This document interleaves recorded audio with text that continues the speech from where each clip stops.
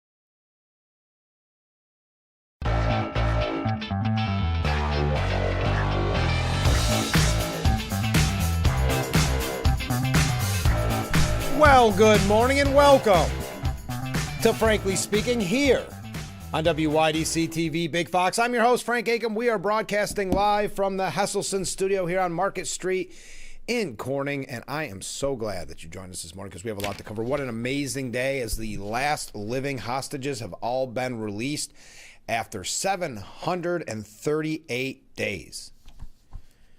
As the peace deal begins to take hold, we are going to talk about that in depth this morning. I do have some updates from stories last week. We are going to hear, I know you heard, many of you, saw our interview with Richard Thomas, but because that is coming up, Mark Twain Tonight, coming up on the 14th and 15th, tomorrow and Wednesday, as kind of a reminder, I'm going to rebroadcast that interview in the 6 o'clock hour. I told the Clements Center I wanted to do that. I wanted to make sure we spread the word about what I think is going to be two amazing performances of Mark Twain Tonight. So that's coming up in just a little bit. Let's get to viewer comments. This came in after Friday's broadcast. Good morning, Frank. Good morning, Scott. Scott writes, I just want to say that Friday's show was very informative. Thank you. It doesn't matter who won the Peace Prize. Trump's making America great again. You're right. The Peace Prize has lost, really, its luster, if you will. I don't know if you saw the video from the Nobel Peace Prize committee. There was a representative from that committee kind of insinuating that Trump didn't have integrity or honor or something like that. And again, I think it proves that even though he is eligible for it next year, I wouldn't start laying down bets if I were you. I just don't think it's going to happen. And I think, kind of to Scott's point there, it doesn't matter at this point. At this point, it's a moot point. And I just don't think the Nobel Peace Prize has that significance. When they gave it to President Barack Obama in his first year of his first term. So according to their standards, Barack Obama was nominated within 11 days of being sworn into office. Because, right, they said January 31st is the cutoff for nominations. Well, he would have been sworn in January 20th of that year. So 11 days in office, and he wins the Nobel Peace Prize. If that gives you a little indication of what kind of politics we're dealing with. But, Scott, thank you for the kind words. I thought Friday's show was outstanding as well. Well, you said informative. I'm going to say outstanding. Comment from a different viewer. Good morning, Frank. Well, good morning. I recently heard that Trump has offered land in Idaho to Qatar to build a military base. Is this for real? It is. There is a lot of pushback, a lot of, I would say, anger over that. It has to do, many people are speculating, with the jet that they gave us, what's going to be the new Air Force One. But I'll continue. How could any American be so ignorant? How could Americans be so ignorant? And Trump also stated that foreigners can come to America for $5 million. He said that way everyone that comes will be wealthy. Does anyone think that this is a very dangerous offer? Doesn't he realize he is jeopardizing the welfare of every American by letting this happen? I wish it was April Fool's Day. Then I would have a chance to believe he was joking. Have a great day. Well, thank you very much. We appreciate that. Keep those comments coming in. We have a lot to get to. I'm just trying to look here. There we go. Okay. So as I mentioned, we're going to talk more in depth about the peace deal later on, and what some of the talking heads had to say over this. But just to give you the basics, I know Trump will be speaking soon in Israel. But Hamas has freed the last remaining living hostages in Gaza after 738 days in hellish captivity following a historic peace deal forged by President Trump. Even CNN had to admit that Biden couldn't get this done, and we're going to talk about that a little bit later on. The first 7 hostages returned to Israel around 2:30 a.m. Eastern Standard Time today, after being transported out of the Palestinian territory by Red Cross trucks. The remaining 13 hostages were released by Hamas hours later. The Israel Defense Forces confirmed the first 7 were being taken to a military base for medical checks and then will be reunited with their families. I'm not going to go through each name. I hope that's okay. But we also learned the bodies of 28 others are still in the Palestinian enclave and are expected to be released over the next several days. The survivors' 2-year nightmare is finally ending following Israel's devastating war, which was meant to crush Hamas and free the captives. More than 250 hostages were originally taken during the October 7, 2023 terror attack on southern Israel. Please remember that day. I know many people willfully ignore it in their criticism of Israel, but continuing, the captives endured horrific conditions, according to survivors who were released as part of a previous deal or rescued by the Israel Defense Forces. They reported being tortured, raped, and starved. One hostage was forced to dig his own grave as part of a sick Hamas propaganda video released back in August, if you recall. It showed the last name David, extremely skinny. In September of 2024, Hamas executed 6 hostages with point-blank shots after Israeli troops got too close to their hiding places. The war also devastated Gaza with huge swaths of the enclave destroyed by Israeli strikes. More than 67,000 Palestinians were killed, according, and this is why I don't, and I like the New York Post. This isn't to criticize the New York Post, but that is according to Hamas-controlled Gaza Health Ministry, so the propaganda wing of Hamas. And I'm not sure why so many outlets choose to even acknowledge the Gaza Health Ministry, let alone use their numbers. The figure does not differentiate between civilians and terrorists. The release of the hostages marks a major turning point in the Gaza war and a step towards ending it once and for all.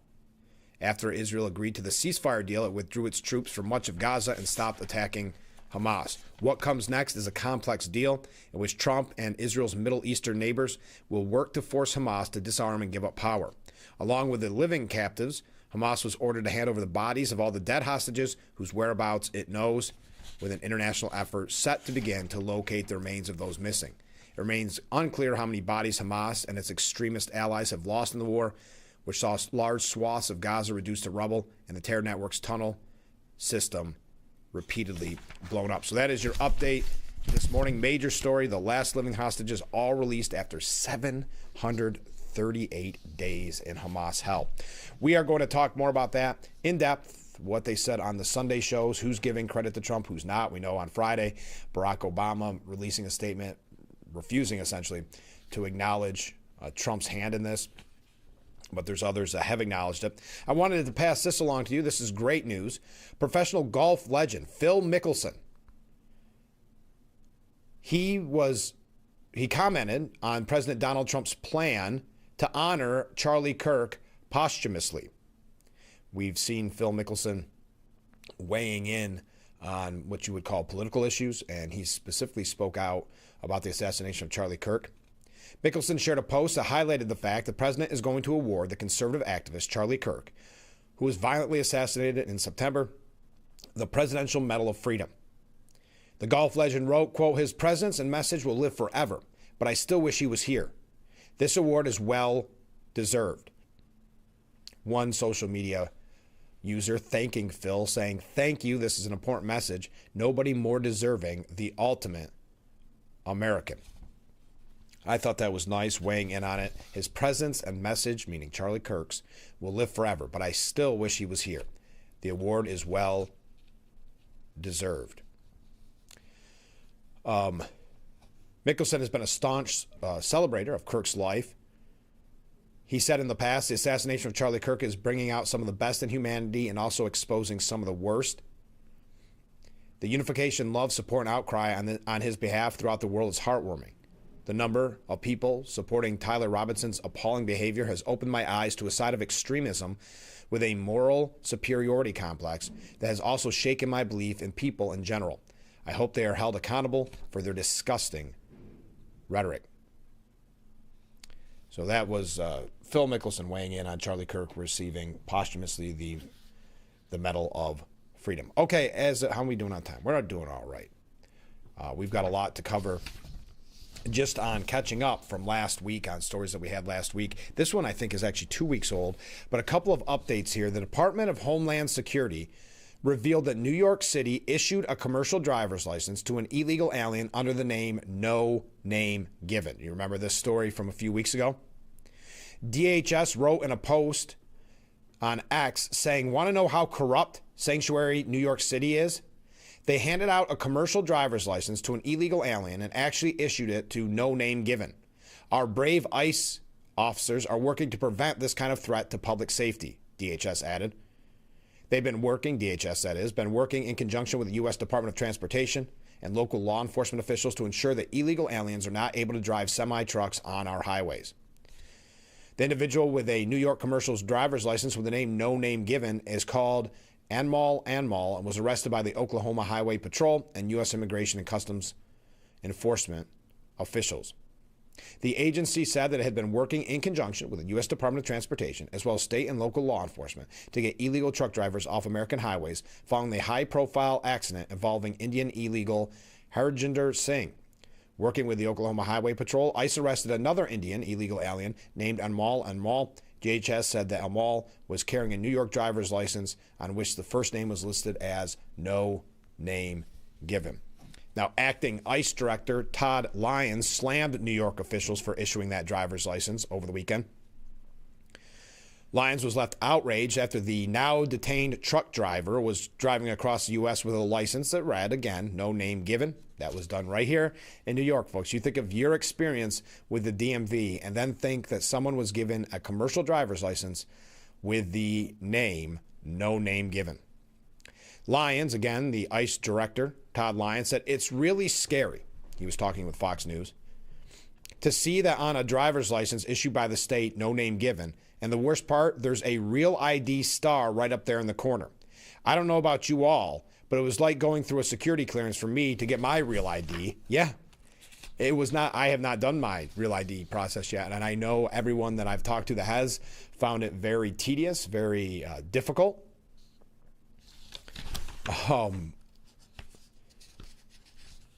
I can't believe we are giving illegal aliens who have no right to be here these driver's licenses, said Lyons. Real IDs allow holders to board domestic flights and enter federal facilities without a passport. So again, this man, no name given, could, with that real ID star, board domestic flights and enter federal facilities with the name, no name given. New Yorkers must provide several documents at the DMV to prove their identity, social security number, and residency in the state. Officials have not revealed how Anmol obtained the ID, but the New York Department of Motor Vehicles confirmed that the license issued on April 14th and set to expire May 26, 2028 was real. Lyons continuing, saying we have these sanctuary states that want to go ahead and try to just make it welcoming to these people who we don't even know who they are. Again, these are CDL licenses. These people are transporting hazardous goods, materials all the time. And in some cases, we don't know exactly what they are doing. Look how many American citizens have lost their lives because of individuals like that who have these driver's licenses. 3 Haitian migrants were killed when Indian national Harjinder Singh made a rogue U-turn on an 18-wheeler on a Florida highway, causing the fatal crash back in April. So again, ICE Director Todd Lyons speaking out. That's an update. Not much of an update. No closure, if you will. It does not surprise us that New York would head down that path, unfortunately. All right, we got to take a short break. Hey, did you make it to the Rotary Club's Oktoberfest? I'd love to know how that went. If you have any pictures, I'd love to see them. We're going to tell you a little bit about the Alzheimer's Walk, the Walk Down Alzheimer's on Saturday. That was a really nice, touching event. We'll talk about that a little bit later on as well. And as I said, we are going to hear, again, I know some of you heard it in the past, but please humor me because I want to spread the word about Richard Thomas being in Elmira for Mark Twain Tonight, which begins Tuesday, tomorrow, and Wednesday, October 14th and 15th. So that'll be coming up, not this next segment, but the segment after. All right, stay with us. We'll be right back with Frankly Speaking after this.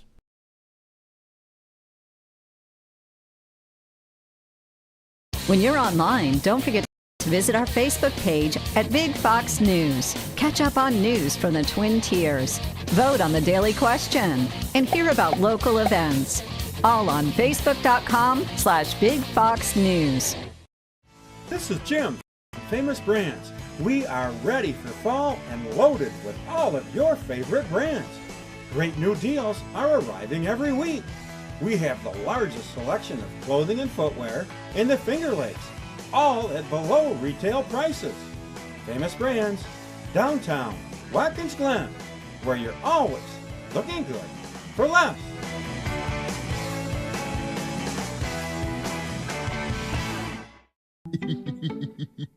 At Ollie's, you'll save money on a lot of real brands like can even, and everything is up to 70% off the fancy store prices.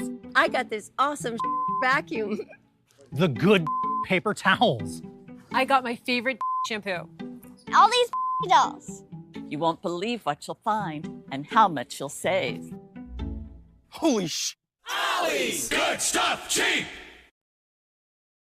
I'm told this is Emo from Liberty Mutual, who helps save you hundreds by customizing your car insurance. And his partner, Doug, is the gentleman under the security guard. Only pay for what you need. Liberty, liberty, liberty, liberty.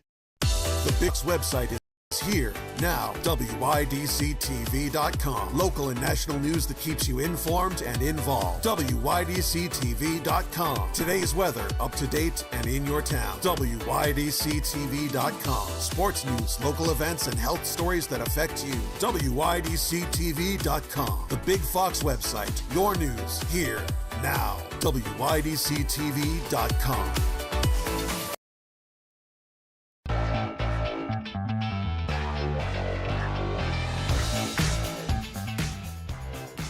The Frankly Speaking Roof Cam, brought to you by Boss Security and Horse. They've got a little rain on the lens there. Make it get a little trippy. Thank you to Boss Security. Contact them today for all your business and home security needs.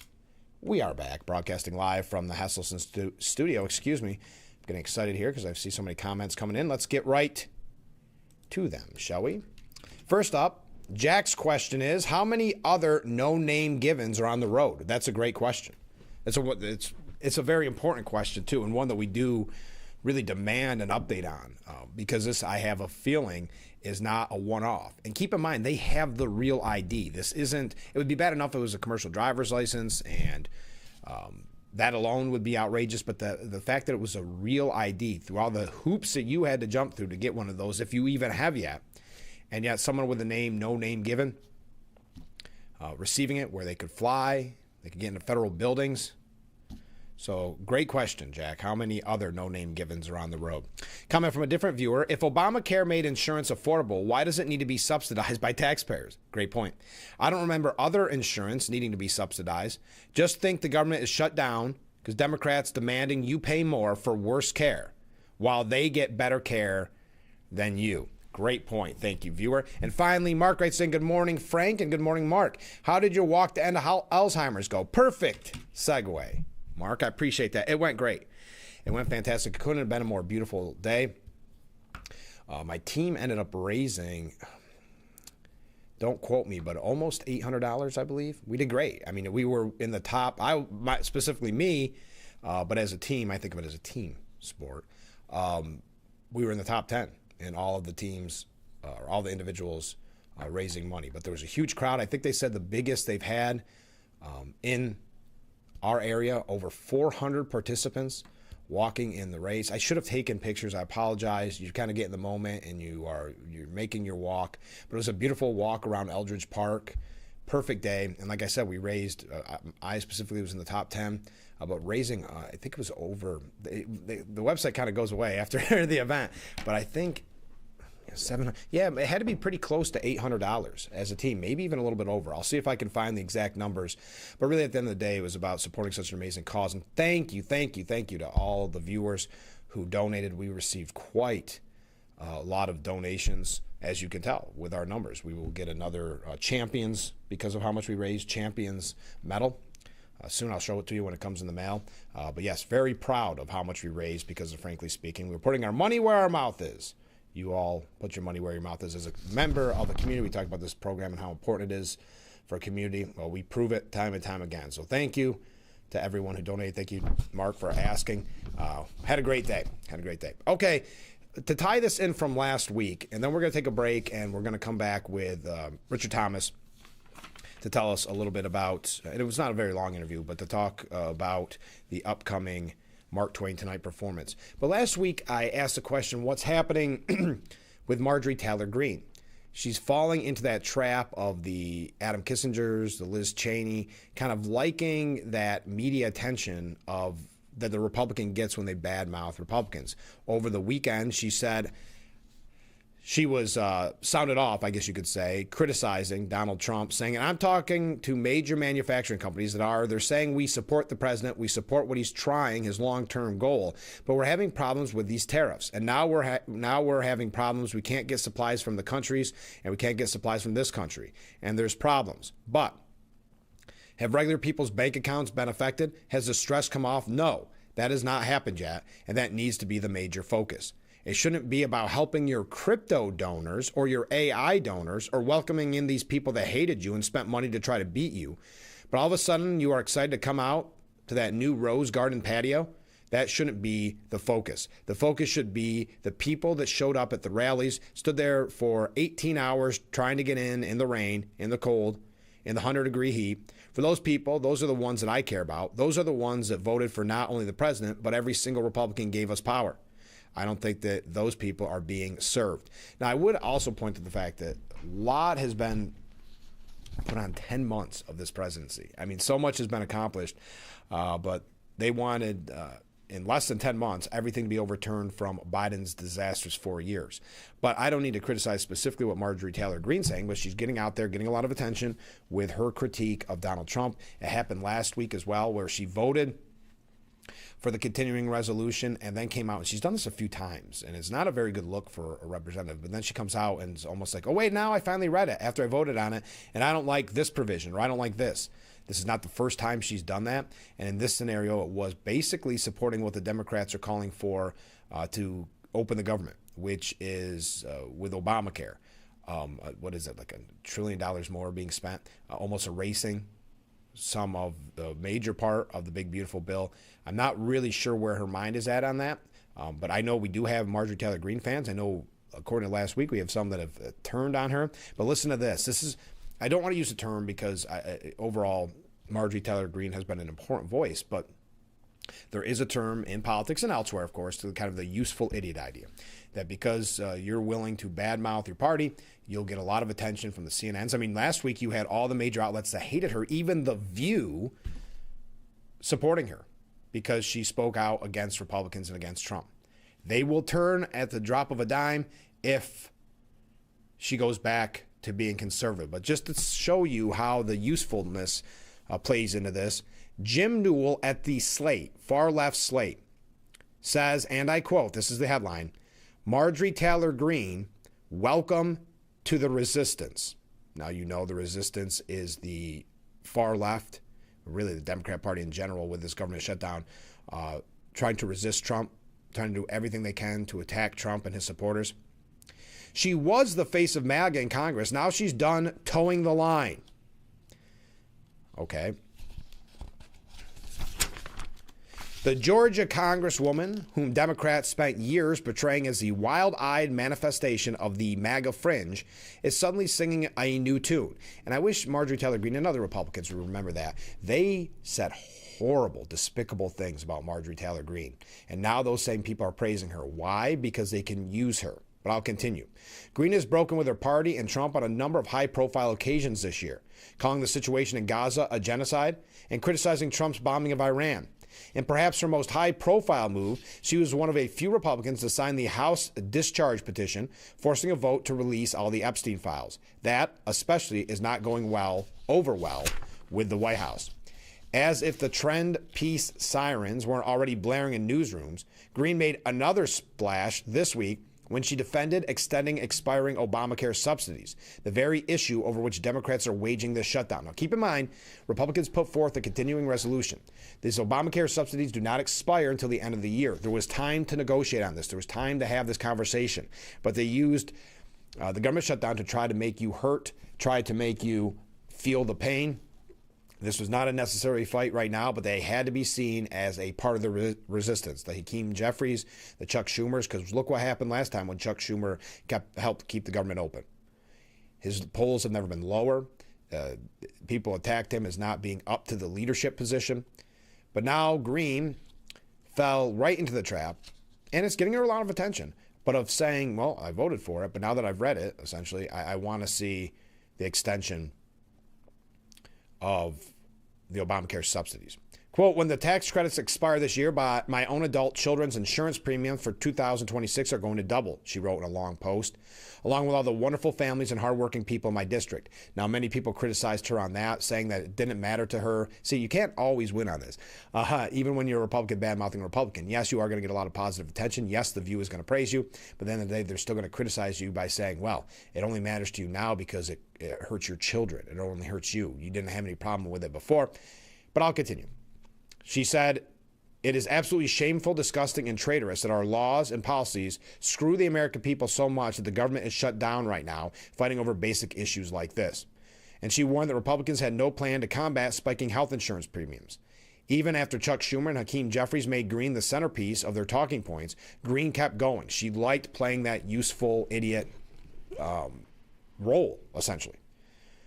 In a surreal episode, she went on CNN in person to trash her party to Wolf Blitzer, saying, "You're a courageous politician, but more important, a loving mother." That's what Blitzer said to her. Did he feel that way until she started bad-mouthing Republicans? Wolf Blitzer saying, "You're a courageous politician, but more important, a loving mother." We did not see any of this coming, writes the far-left slate. Sad position she's found herself in. She must like the attention. That's her prerogative. That's what she's doing. And that's where we're at.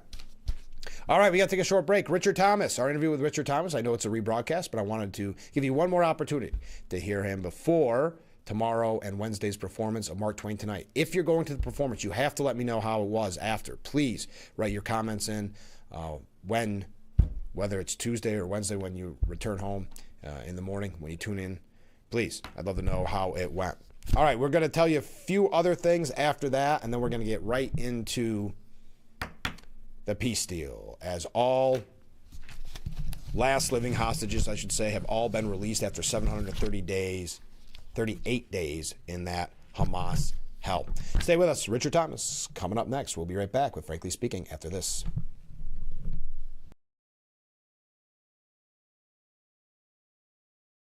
It's 10 p.m. somewhere.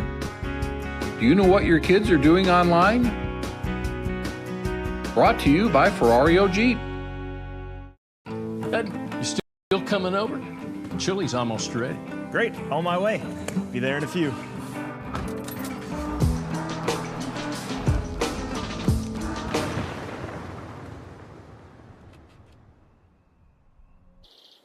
Hey, buddy.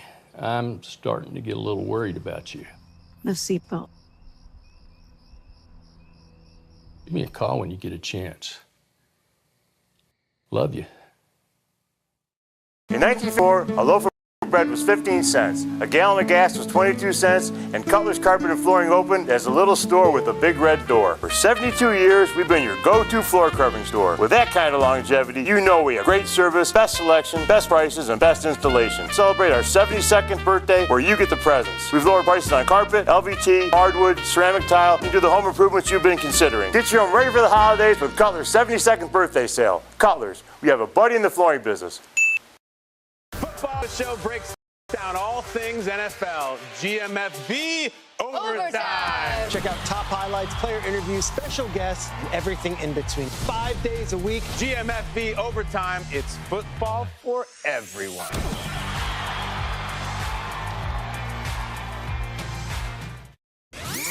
The Fox Sports app isn't just any sports app. It's your sports app. For the touchdown! Yeah, yours.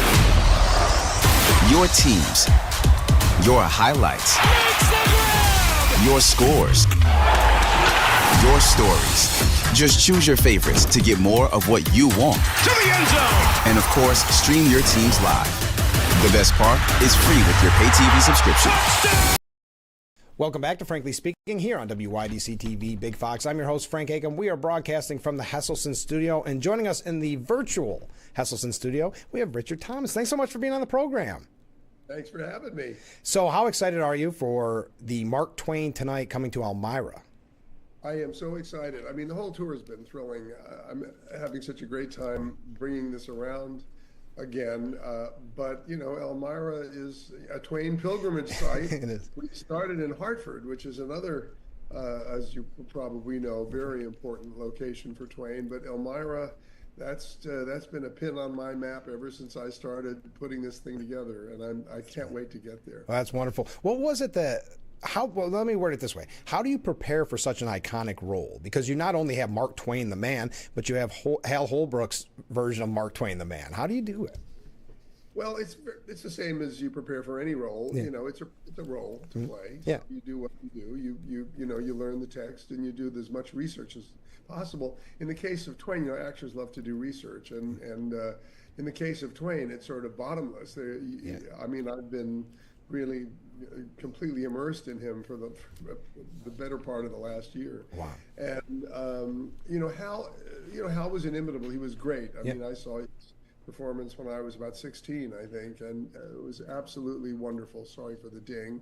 It was absolutely wonderful. And I knew Hal. We had a very warm collegial relationship, and actors are all different. I can't be him, he can't be me, Sure. so I can't worry too much. I mean, I enjoyed studying the stuff on YouTube to sort of see how he maneuvered some of the stuff and the texts. But what he's left to the actor is a wonderful compilation of texts that one can shape and shuffle to one's own desires, which is what he did over time. Okay. So it's a very open form and a work in progress, and it's very exciting to do. I mean, I at a certain point, it's just Richard Thomas out there on stage. Right. So I like to bring Hal out on one shoulder and Mark on the other.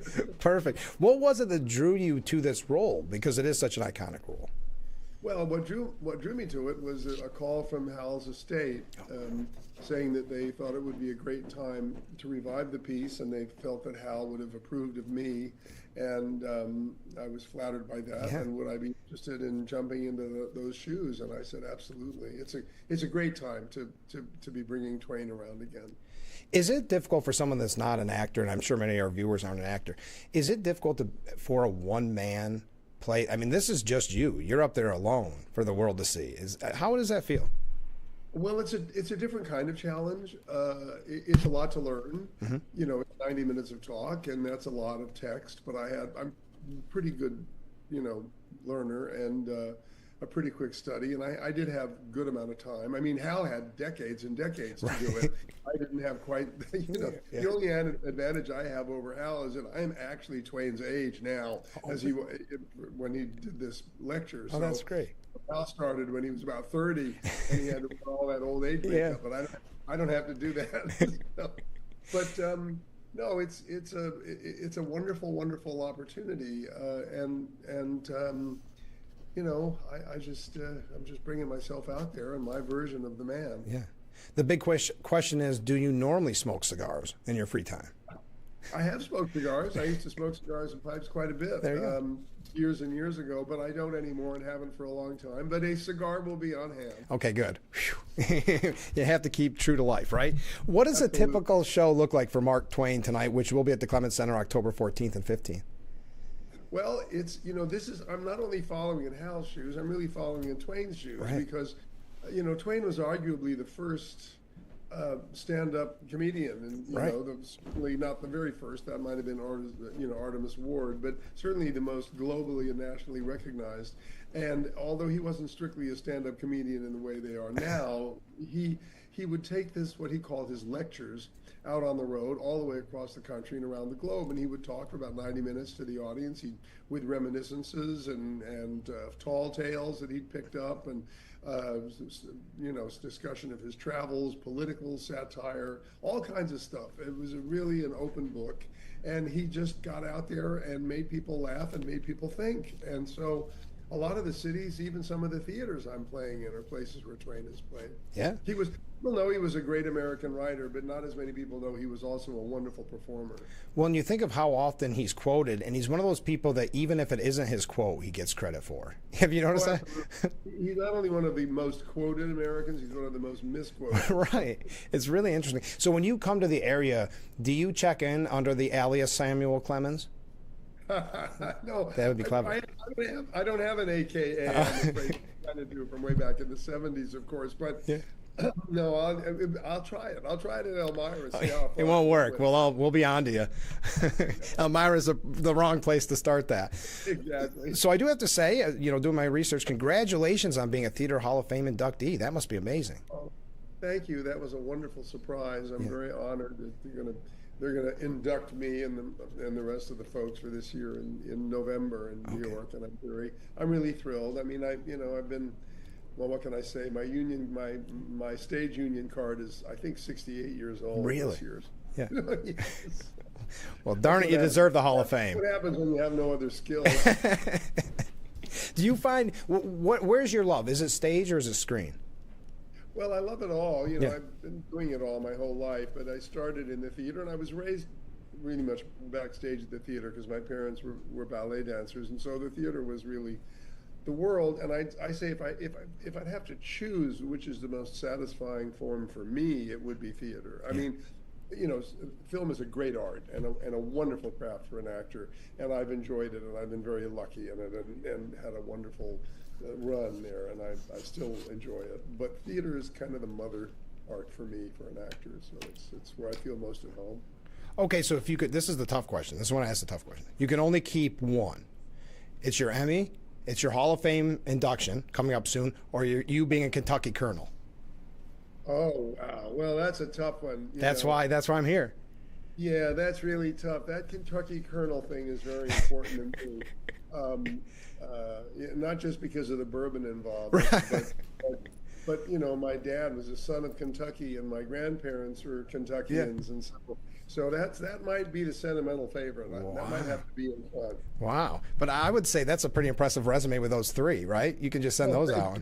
I don't think I've interviewed a lot of people, never a Kentucky Colonel. So thank you so much. Well, that's okay. I mean, I kind of look like a Kentucky Colonel. When you're right, that's a very good point. But you do have such an extensive resume, and of course, I'm sure so many people ask you about the Waltons. I don't want to focus on that, but I do want to ask you, because our sister station, MeTV, airs it, and it's so popular. Why do you think it's had the lasting power that it has? It's an amazing thing to me. I can never quite get my head around the fact that over 50 years later, people still come up to me every day and talk about what the show meant for them. Yeah. I suppose it's because it was an honest show about family. Yeah. I mean, that's why it was so popular around the world. I mean, different cultures, different languages, different customs, but family's family. And I think that's exactly what made the show so special. And the fact that we had a real bond, all of us, and it was wonderful writing, it was a great cast. And it just speaks to family issues that we can all relate to. I think even today, when there seems to be so little commonality between Americans, I know. That's one thing we can all agree on, I think. And I think it's because it is so family oriented, and it is so sentimental in a way. People can turn on it at any point in their life, good times, bad times, and it's consistent. It's always there. It's wonderful. Yeah, well, thank you for that. I love the show. I'm very proud of it, and we're still all in touch with each other. Oh, isn't that wonderful? Still like a family. Yeah. I think not only what you say is true, but also the demographic of that show was one of the first shows that every member of the family could sit down and watch, from the youngest kids to the oldest grandparents. Good point. And families could get together and watch the show. There was something in it for every age group. Everyone was included. And I think the sort of inclusiveness of the generations was very, very important. So many people come up to me and say, I used to sit with my grandmother or my grandfather and watch that show, so it was a coming together of the family, which was wonderful. Now everybody's in their room with their own screen watching their own thing. Maybe a couple different things. Yeah, for sure. But the Waltons sort of brought families together for an hour, and that. I mean, other shows did too, but the Waltons did it in a very big way. Has it ever been off the air since it ran? No, it hasn't been off the air. Isn't that crazy? Yeah. It's wild. And for so many years, like in Germany, it was on twice. It was on twice a day. It was on in English, and it was on in German. Wow. You should hear me in German. It's impeccable. That's wonderful. What's it like for you, because you lived it, when you're away and you turn on the TV and there it is? Do you ever watch it? I every now and then it comes across the screen. I'm the insomniac's best friend. If you can't sleep at 3 a.m, you turn on the TV, I'll be there somewhere with some rerun of some show. Yeah. What's more interesting to me is one of my kids will get in touch with your friend and say, I heard your voice. I was making coffee in the morning and I heard your voice in the bedroom. What is he doing in my house? But it was me on television talking. You're like, why is Dad all of a sudden in my bedroom? That's wonderful. Yeah, no, I love it, and I'm very proud and grateful that it's still out there. Yes, and we're going to switch back over here because I know I just have a minute, but we're talking about Mark Twain tonight. Now we were talking about the Waltons. Now we're talking about Mark Twain tonight. I think it speaks volumes to you that you're the first and only actor that's authorized to perform this play. I mean, that kind of level of faith in you must be really kind of humbling. Well, it was humbling, and it is, and I'm very touched by the offer, that Hal's estate made. I mean, Hal did it right up until maybe about 10 years ago. I think, I don't know when his last performance was, but he was 90 or 91 when he did his last one. Yeah. So he carried it for over 50 years, which is really and not only an extraordinary achievement, I think probably a unique achievement for an actor in one role. And the actuarials really are not in my favor. Yeah, right. In terms of matching his record, but I love doing it. I want to do it as long as I can. So he's the Cal Ripken. You're just trying to play a little catch up. He's the Iron Man, right?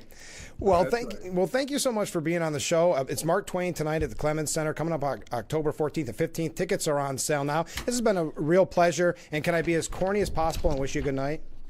Please wish me good night, and I wish you a good night. Right. It was a lovely conversation. Thank you very much. Well, thank you. All right, best of luck. Thanks again. Stay with us. We'll be right back.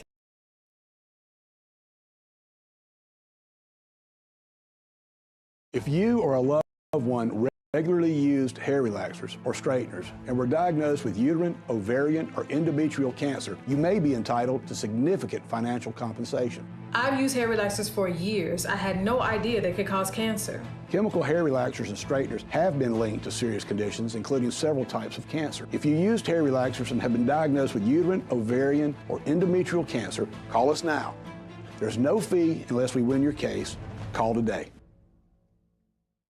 More cars, lower prices. Simmons Rockwell. Make car buying simple when you drive your deal at a Simmons Rockwell location near you, where you'll always find more cars at lower prices. Don't have time to go to the gym? The health club is not an option? Come to Hesselson today and see why swim spas and fitness systems can fit into anyone's yard and budget. 12-foot, 14-foot, 15-foot, 18-foot dual temperature hot tub and swim spas are all on display in Hesselson's indoor and outdoor showroom. Try before you buy. 0% interest-free financing options are available on every Hesselson swim spa. Swim and exercise year-round and start making every day better. After 70 years, it's still fun to poke in the corners at Hesselson's.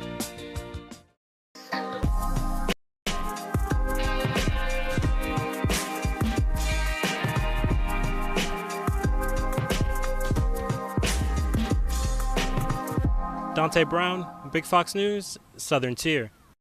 It's a season of Sherry. Having a good time has always been my #1 goal. I tend to get crazy. At my age, I should not be jumping up and down like that. And if you don't know what I mean, ask your mama.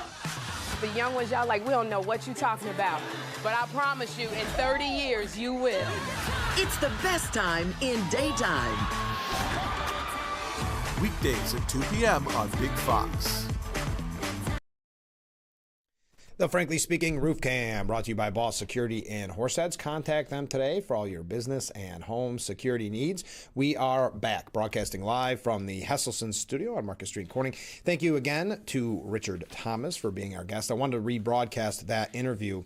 Number one, I thought it was just a really informative interview. I thought he did a great job. But I also wanted to highlight that tomorrow and Wednesday, Mark Twain Tonight comes to Elmira. If you do attend, please let me know what you thought. I'd love to hear from you. Also, if you went to the October Feast celebration with the Corning Rotary, I'd love to hear from you on that as well. How'd it go? Last week, we had a lot of great interviews. If you missed them, you can find them at WYDCTV.com or on our YouTube page. We talked with Addison's own Kat Flint. That was very nice. She's making her way in Nashville and the country scene. And on Friday, we talked with Debbie Shannon. She's running for Steuben County Legislature in the district number 12 that encompasses Irwin. We'll have her opponent on this week. I don't have it right in front of me, but I believe Thursday. I believe that'll be Thursday, maybe Friday, but I know you'll tune in no matter what. All right, let's go to some viewer comments. I know we have to take another short break here in just a moment. It is $1.5 trillion. That's in reference to what the government is being shut down over for. We wanted to keep it open with a clean continuing resolution till November 21st, I believe it was. So to do that, the Democrats have shut down the government and demanded $1.5 trillion. Continuing with this viewer's comment, all for illegal aliens. This only gets to show that the Democrats don't care about America, but only care about getting votes. And what really gets me going is that the media always forgets to mention that they are shutting down the government, not for their constituents, but for people who are here illegally. Thank you, viewer. Comment from a different viewer. Currently, 16 states and the District of Columbia allow undocumented immigrants to obtain driver's licenses. That's in reference to the no name given driver's license that New York issued, a real ID issued for that illegal alien. All right, these are the 16 states and the District of Columbia. California, Colorado, Connecticut, Delaware, Hawaii, Illinois, Maryland, Massachusetts, Michigan, Nevada, New Jersey, New York, New Mexico, and Oregon. Thank you very much for that information. Again, if you are just waking up, Hamas has freed the last remaining living hostages in Gaza after 738 days in hellish captivity, following that historic peace deal forged by President Trump. The first 7 hostages returned to Israel around 2:30 a.m. this morning after being transported out of the Palestinian territory by Red Cross trucks. We're going to talk more about that. One last thing before we do move on to that topic. J.B. Pritzker believes that he is, and it may work for the resistance, he believes he's making headwinds for his delusions of grandeur of running for president in 2028, where he thinks he'll be the Democrat nominee. He thinks he's making a splash by suggesting that Trump has dementia. We brought that to you last week. I think what they saw is what they believe is a winning strategy because they actually had a president, a Democratic president, who had mental health issues. And when people said, why is it not being reported? Why do we not know more? The Democrats ignored it. The media ignored it. They mocked and ridiculed you if you question it. Now they see it as a winning ticket to suggest a man who is nonstop busy, does more interviews, the most transparent presidency, arguably in history, definitely in modern history. They are suggesting that J.D. Pritzker, he has dementia. In a True Social post, Trump called for Pritzker and Chicago Mayor Brandon Johnson to be jailed while accusing the pair of Democrats of failing to protect ICE agents, if you recall. That happened last week. Pritzker told the Daily Blast, "I do not expect to be arrested, and the President of the United States says a lot of crazy things. I genuinely think there is something wrong with him. I wish that his family would intervene because I do think he needs mental health help. I don't think anybody around him that works for him is going to do that because they're benefiting from his failure of mental health, his dementia. I wish somebody would help out the President of the United States." Now, again, this is Pritzker and his attempt thinking that this is going to get him a lot of support and praise from the resistance. And really, they need the resistance if they are going to win the primary. Because remember, the primary are Democrats voting, and the Democrats want the far left radical extreme. And so Pritzker is trying to fit that mold. Pritzker continued, "Meanwhile, he says a lot of crazy things. He doesn't have authority to arrest elected officials or really anybody where you don't have any, example of a crime being committed. And I find it ironic that this guy who's a 34-time convicted felon is saying that I should be jailed. I've never been accused of or convicted of or, gone to trial on anything. He's a guy who's done that so many times and cheated, by the way, in civil court." White House spokeswoman Abigail Jackson said Pritzker's family should intervene to get him to a dietitian. That was Abigail Jackson from the White House. Pritzker separately said on X on Wednesday that he will not back down in response to Trump's post. Trump is now calling for the arrest of elected representatives, checking his power. What else is left on the path to full-blown authoritarianism? All right, there you are. Abigail Jackson said that Pritzker and Johnson have blood on their hands. These failed leaders have stood idly by while innocent Americans fall victim to violent crime time and time again. Last weekend alone, 30 people were shot and 5 of them dead. But instead of taking action to stop the crime, these Trump-deranged buffoons would rather allow the violence to continue and attack the president for wanting to help make their city safe again. On that note, let's take a short break. Stay with us. We'll be right back with Frankly Speaking here on WYDC TV, Big Fox.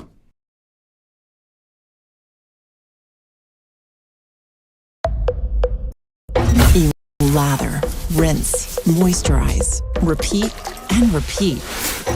But it never feels like enough. It's not your products. It's your water. Hard water leaves a mineral residue that clogs pores and dries out hair. Culligan water softeners remove damaging minerals, revitalizing brittle hair and dry skin. Upgrade your shower and skincare routine with Culligan, water you love. Fox 10 PM News is the first primetime local news for the Twin Tiers. Our reporters, Haley and Dante, scour the Southern Tier to bring you up-to-date news regarding local businesses, economics, and how national decisions impact our area. If you're not near a TV, don't worry. You can also catch our 10 p.m. news live on WYDCTV.com/livestream. Don't miss Big Fox 10 p.m. news on WYDC, on TV, or our website.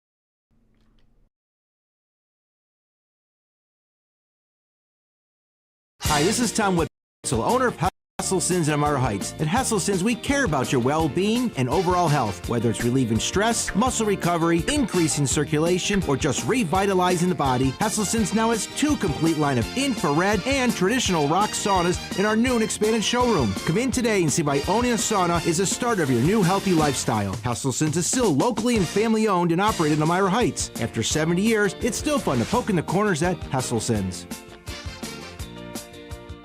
This isn't Children's Library.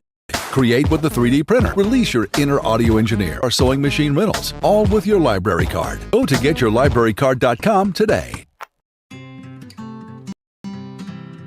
It started with a cake of Irish soap. The teacher said, well, each one of you has a cake of Irish soap. See what you can make. And I did a bird. I'm like a farmer that plants the cornfield and can't wait to see the sprouts and the corn come up and then harvest it. I'm sort of like that. Sundays, it's the best 2 hours of NFL coverage, starting with Fox NFL Kickoff at 11. This is great TV. It is caught! Then at noon, take it to the next level on Fox NFL Sunday. This kid has it all. Touchdown! America's #1 pregame show. The best NFL pregame shows are back-to-back. The Frankly Speaking Roof Cam brought to you by Boss Security in Horseheads. Contact them today for all your business and home security needs. We are back broadcasting live from the Hesselson's studio. A couple comments from viewers as we get ready to wrap up hour number 1. Mark writes in, did the illegal that got a CDL even take the written test and road test? Not easy to get a CDL. Must have? I mean, it's not easy to get a real ID. I mean, that's a lot of hoops you have to jump through, Social Security, birth certificate, these type of things. And yet somehow he was given that license with the name no name given. So I don't have an answer for you on that, Mark. I have not heard. I'm sure there's going to be more investigation into this matter. I wish I had more updates for you, like the question that Jack asked. How many other people have a license out there on the road, CDL license or others, that say no name given? Okay, this is a kind of a tough one to read. I'm going to do it quickly and kind of skip over some of the words because I won't be able to pronounce them. But a viewer writes in, Antifa is short for, and it's anti-fascist action. The German, I won't be able to do. Has its roots in Weimar, Germany in 1919 and 1933. 1, the rise of fascism. Following World War I, Germany faced economic crisis, political instability, and the rise of fascist and nationalist movements. 2, communist and socialist parties. The Communist Party of Germany and the Social Democratic Party of Germany were prominent forces in Weimar politics. In 1932, the KPD, the Communist Party of Germany, formed Antifa as a militant paramilitary organization to counter the growing threat of Nazism and other fascist goals. 2, goals. Antifa aimed to protect communists and other left-wing groups from Nazi attacks and to disrupt fascist rallies and events. Street battles. Antifa clashed with fascist groups in street battles, often using violent tactics. Antifa spread anti-fascist propaganda, organized rallies, and mobilized workers to resist aggression. The modern Antifa movement, which emerged in the 1990s, draws inspiration from the original Antifa's militant anti-fascism and commitment. The legacy of Antifa in Weimar, Germany is subject to ongoing debate among historians and scholars, with some criticizing the group's violent tactics. Antifa in Weimar, Germany are still topics of scholarly debate and discussion. Thank you for all of that. But if you listen to Minnesota Attorney General Keith Ellison, he claims there is no Antifa, despite the fact that he promotes the Antifa handbook. Minnesota Attorney General Keith Ellison claimed that nobody knows what the left-wing terrorist organization Antifa is and that it does not exist, despite a 2018 social media post where he promoted an Antifa handbook. Ellison was reacting to Pam Bondi and Kristi Noem's remarks at a recent White House roundtable. He said on MSNBC, there really is no Antifa as an institutional organization. Nobody even knows what it is. He went on to claim the first person I ever heard use the word Antifa was Donald J. Trump when he was going on about Charlottesville. Now, in a since-deleted X post made by Ellison in 2018, while he's a member of the U.S. House of Representatives, it shows him holding Antifa, the anti-fascist handbook, authored by Rutgers University anti-fascist historian Mark Bray. The caption stated that the book would strike fear in the hearts of President Trump. All right, when we come back, we are going to talk about the peace deal. The last living hostages have all been released after 738 days of that living hell with Hamas. We are going to talk about it, what we're learning. Also, there's a few other things. I hope we get a chance to get to the shutdown a little bit more in depth and some New York State issues. Mamdani is being accused, Zohran Mamdani, running for mayor, of course, is being accused of $13,000 in illegal foreign donations, according to his records. And since we're talking about New York quickly, New York City's Columbus Day Parade has been canceled. If you're not aware, New York is under a state of emergency. The 81st annual Columbus Day Parade was canceled due to the governor's state of emergency order and inclement weather spurring floods across the tri-state area. The parade won't be rescheduled, the group mentioned. They announced the cancellation late Sunday evening, just over 12 hours ahead of the scheduled start time.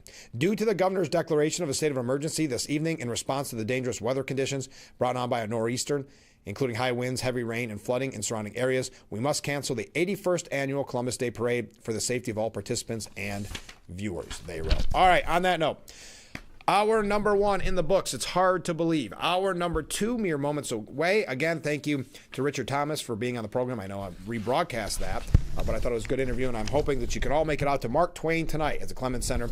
That'll be tomorrow and Wednesday. And if you do, let me know how it goes, what you thought. All right, we'll be right back with Frankly Speaking and hour number two after this.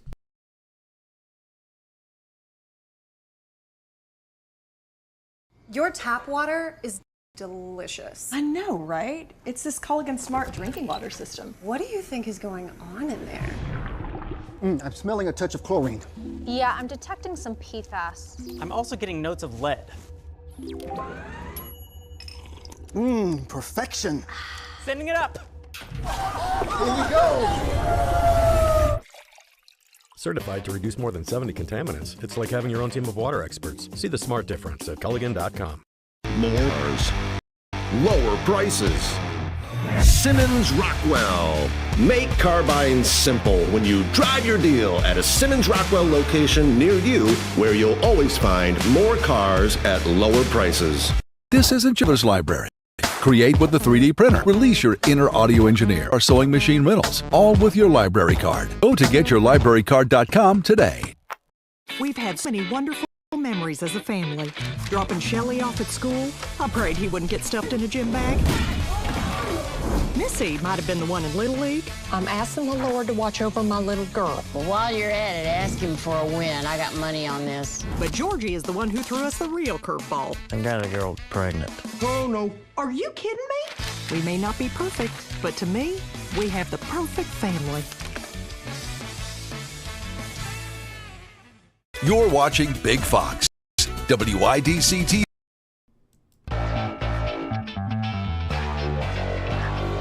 And welcome to hour number two of Frankly Speaking here on WYDC TV Big Fox. I'm your host, Frank Acom. We are broadcasting live from the Hesselson studio here on Market Street in Corning. Let's go to some one viewer comment here. The only reason Democrats didn't say Biden had mental health issues is because he supported the far left party.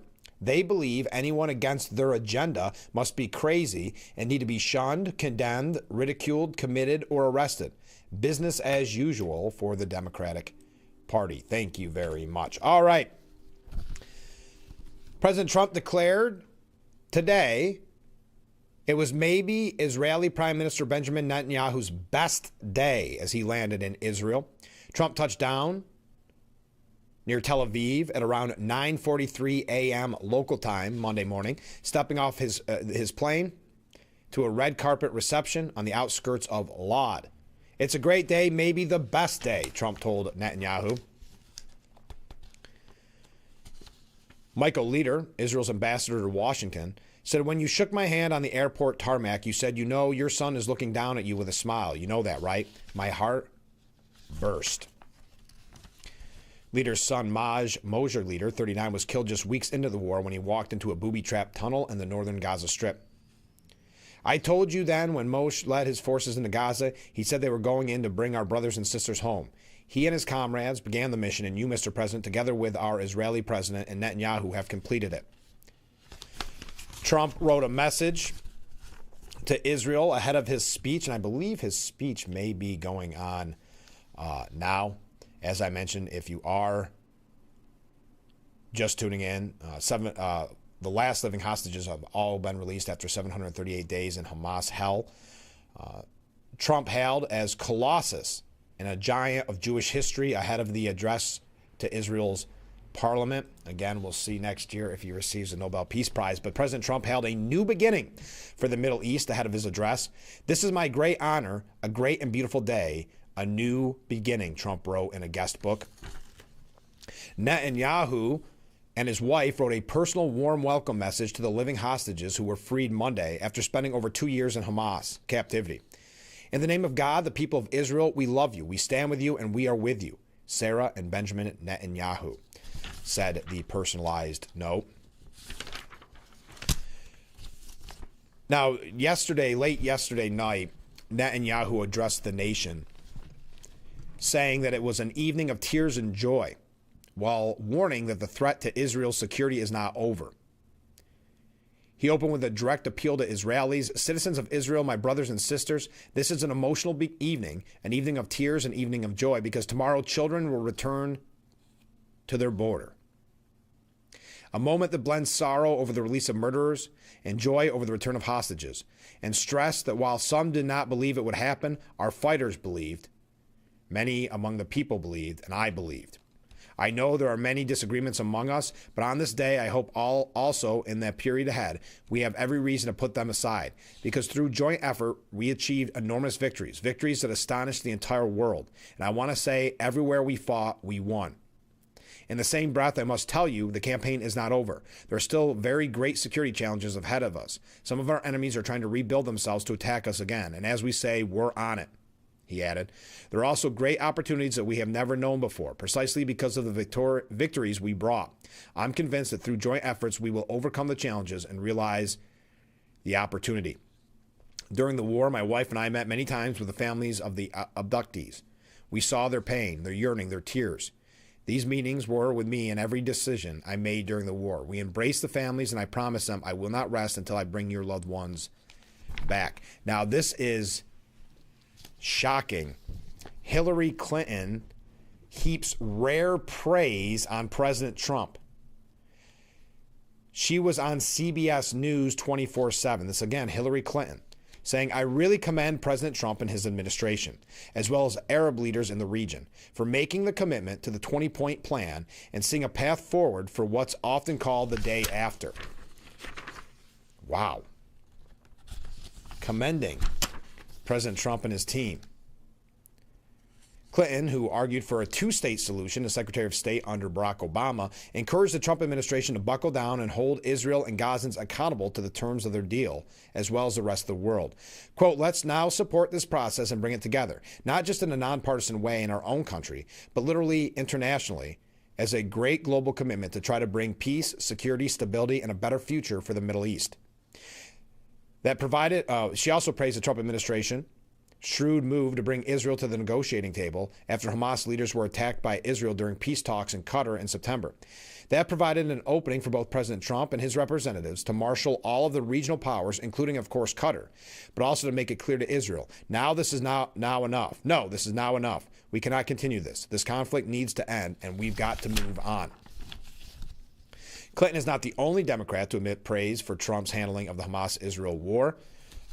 Jake Sullivan, former national security advisor, begrudgingly credited Trump. But can you imagine Hillary Clinton? Wow. For successfully brokering a peace agreement between Israel and Hamas that was elusive to Biden, and even CNN admitting that Trump did what Biden couldn't do. Ooh, a lot of comments coming in. Keep them coming in. I love this. It's only now, after all that time, that we find we have gotten to a deal, Sullivan said, when pressed why Biden wasn't able to get the deal. In April, May, and June, July, August, September, it didn't happen. I think it's also a question that the Trump administration has to grapple with because, of course, they have been in charge for quite some time now. So 10 months criticizing, I guess, Trump for not doing it quick enough, even though admitting that Biden couldn't do it, couldn't get it done. So, well, yeah, he didn't get it done, but, you know, Trump's had time too.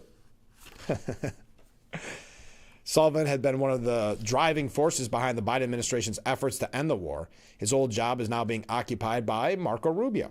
Sullivan said, I'm still holding my breath because I want to see those hostages' families reunited with the hostages who have just been going through hell for almost 2 years. I'm feeling very good this morning, although I won't feel totally comfortable until we actually see this thing fully implemented. So begrudgingly, he said, I give credit to President Trump. I give credit to Special Envoy Steve Witkoff and Jared Kushner and Rubio. These are hard jobs. Now, the question is, can we make sure this sticks as we go forward? On State of the Union on Sunday, and that's CNN, of course, Senator Mark Kelly, he's on the left, he's a Democrat. He said Donald Trump deserves a lot of credit for the peace deal in Gaza. Anchor Dana Bash, who's not a Trump fan, said, how much credit does President Trump deserve for this deal? Kelly saying, I think he should get a lot of credit. I mean, this was his deal. He worked this out. He sent Steve Witkoff and Jared Kushner over to negotiate this. And so far, it's gone well. Hopefully, the hostages get released here. And they did. But certainly, I think by Monday. And that's progress. And now we're going to have to see what happens next.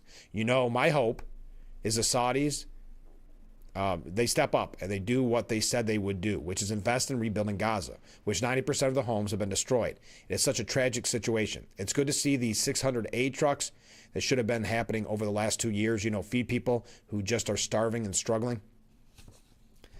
So Dana Bash, of course, says, you mentioned looking forward. I should mention that you visited the region several times during this conflict. There are multiple sticking points in this 20-point plan, particularly when we get to like point 6, and the whole question of whether or not Hamas will lay down its arms. How realistic is that?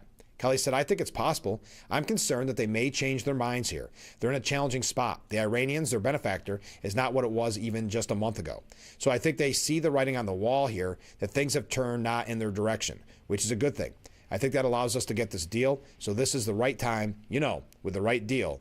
But you're right. There's 20 or 21 points on this plan, and a lot of things have to happen to get to lasting peace. Even John Legend, the left-wing pop star, who has professed his essentially hate for Donald Trump, even calling him a dyed-in-the-wool racist, he says that Trump is qualified for the Nobel Peace Prize. He took to Instagram on Saturday and explained his support for Trump next year is built on his work to achieve peace in the Middle East before itemizing changes he thinks the president needs to make. Legend's criteria includes, but are not limited to, the National Guard exiting American cities and an end to ICE involvement in strife-torn local communities. No more missile strikes on any other nation is another of the singer's demands. Still, pretty remarkable, saying that he would support the Nobel Peace Prize. So Kevin Liptak from CNN says, when Biden visited Israel, wounds were fresh and tension was mounting. 2 years later, Trump arrives with prospect of peace. Now, if you go in the direction of Jake Sullivan, you try to you begrudgingly give Trump credit, but also try to criticize him for not getting it done sooner. But this, again, from CNN. The last time an American president traveled to Israel, 11 days after the October 7th terror attack, passengers aboard Air Force One received pocket-sized note cards describing how to behave should the motorcade come under rocket fire. Ultimately, the air raid sirens did not sound during then-President Joe Biden's 9 hours on the ground in Tel Aviv. Instead, Israelis watched calmly along the sparkling Mediterranean as his motorcade sped by, some of them playing beach volleyball on the sand, others taking sunset jogs under an apricot sky. Almost exactly 2 years later, another president is making another last-minute trip to the country, having accomplished what Biden, despite his best and often anguished efforts, could not. Let me read that again. Having accomplished, meaning Trump has, accomplished what Biden, despite his best and often anguished efforts, could not. An agreement to release all hostages from Gaza and a ceasefire many hope will lead to a permanent end to the Israel-Hamas war. Many steps remain before that can happen, but President Trump's brief visit to Israel this week to preside over the Gaza truce he helped broker will nonetheless be a valedictory one, and a moment where he's been envisioning for months. In a lot of ways, it also is a bookend to the similar journey his predecessor took in 2023. Okay. In an attempt to somewhat try to give Biden credit, Biden was there to offer a warm embrace. He hugged Benjamin Netanyahu on the tarmac. He hugged relatives of the attack victims later in the day, but he also came bearing a gentle warning. Don't give in to the primal rage of revenge that leads to excessive loss of civilian life and squanders the world's sympathy. Anyway. So Trump doing what Biden could not, never even came close. But we have a couple of other things on this. One other thing. You know what? Let's run a little late. One other thing on this, and we can continue to talk about it. Please, feel free. But Maureen Dowd, because there are so many that just can't give Trump credit. We know that. Maureen Dowd writes, peace in Trump's time, except here. This is one piece of gold that President Trump is never going to get his short, stubby fingers on. An 18-karat gold medal with 3 naked men embracing, awarded to those who promote peace, democracy, and human rights. The Nobel Peace Prize has been given to some like Henry Kissinger for helping end the Vietnam War. But the prize was not designed for someone like Trump. The Norwegian Nobel Committee would no doubt discontinue the award before it would give it to him. Well, at least she's saying the truth, that it's such a far-left organization that there's no way Trump would win it. She's saying it, though, as a positive thing. His longing is partly inspired by his jealousy of Barack Obama, who absurdly got a Nobel Peace Prize after only 8 months in office for just being a cool dude. And that's really why he won it. Our 79-year-old president admitted recently that he also envies Obama for the way he airily bopped down the stairs of Air Force One, while he himself has to slowly creep down, grasping the railing, worried that he'll fall and look as unsteady as Joe Biden.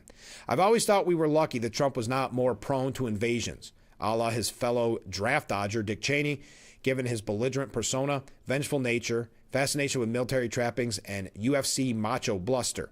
He insisted on having a military parade here in June, and he's planning a UFC fight next June on the White House South Lawn. Even though most liberals have tried to paint Trump as a deranged hawk at heart, the former real estate developer always seemed blessedly more drawn to the art of the deal than shock and awe. While he bombed Iran's nuclear facilities, threatens Venezuela, and strikes alleged drug boats off its coast, he more often seems to consider war a waste of time and money that could be better spent building a beachfront property in North Korea or Gaza. Even though he tepidly supported the invasion of Iraq amid the rah-rah patriotic push to punish everybody and anybody for 9/11, he would later call it the single worst decision ever made. In May, he denounced the debacles of neocons and interventionists, vowing a future where people of different nations, religions, and creeds are building cities together, not bombing each other out of existence. If Trump can untie the Gordian knot of the Middle East, it will be a spectacular feat, although it will have been accomplished by accommodating Bibi's brutal annihilation and starvation of Gaza. And of course, there's probably some money in it for him and his family somewhere. Can you imagine this is your attitude when you see those beautiful hostages being returned to their families and loved ones? This is the direction that you need to have, which is attack Trump for every little thing. As Tom Friedman pointed out, it is Trump's moral indifference to the human rights transgressions of his partners in the peace plan that allows him to break through old paradigms. That is the same moral indifference that will prevent him from getting a Nobel Peace Prize. You can't get a medal for promoting democracy when you try to overthrow the democracy you are running. He has shown utter disdain for our Constitution and the laws that have made us the greatest democracy in the world. She goes on. This is Maureen Dowd. I think we've had probably enough. Trump seems oblivious to the paradox of enforcing peace abroad and disrupting it badly at home, of soothing violence overseas and inflaming it here. So he's inflaming the violence. Trump is. Talk about victim blaming. While he's rechristened the Pentagon as the Department of War, he's bragging about forming a board of peace, with himself, of course, the chief peacenik, to oversee Gaza's new governing body. The contradiction is hard to square. It's not going to win our president a peace prize. There you are. Said out loud. All right, when we come back, government shutdown, we got some other things we're going to talk about. Stay with us. We'll be right back with Frankly Speaking here on WYDC TV, Big Fox.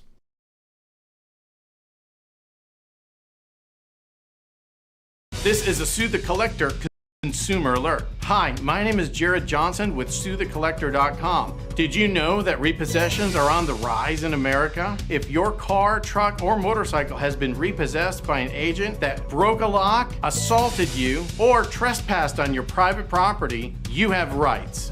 Call us for a free case review at 1-877-BAD-REPO. You pay nothing unless we win money for you. Call me now. Fall is in the air, and there's no better place to celebrate than Bradley Farms. Bring the whole family for games. Get lost in our giant cornfield maze. Hop on a scenic hayride. Photo ops and fall memories you'll never forget. Located at 1543 Maple Avenue in Elmira, New York. And pick the perfect pumpkin from our patch. We're open Sunday through Thursday, 9 a.m. to 7 p.m. Friday and Saturday, 9 a.m. until 10 p.m. Come on out to Bradley Farms, where fall fun takes root. Young's is the leading tire dealer and auto repair shop in the area. Young's Tires has been serving the area for over 50 years. Trust the team at Young's Tires and Horseheads to keep you and your family safe on the road. From pumpkin patches to scenic views, let Michelin Tires guide you to a world of cozy destinations. Get up to $60 via reward card or virtual prepaid card on purchase of 4 or more new Michelin passenger or light truck tires totaling $900 or more. Offer valid 8/28/2025 through 9/23/2025.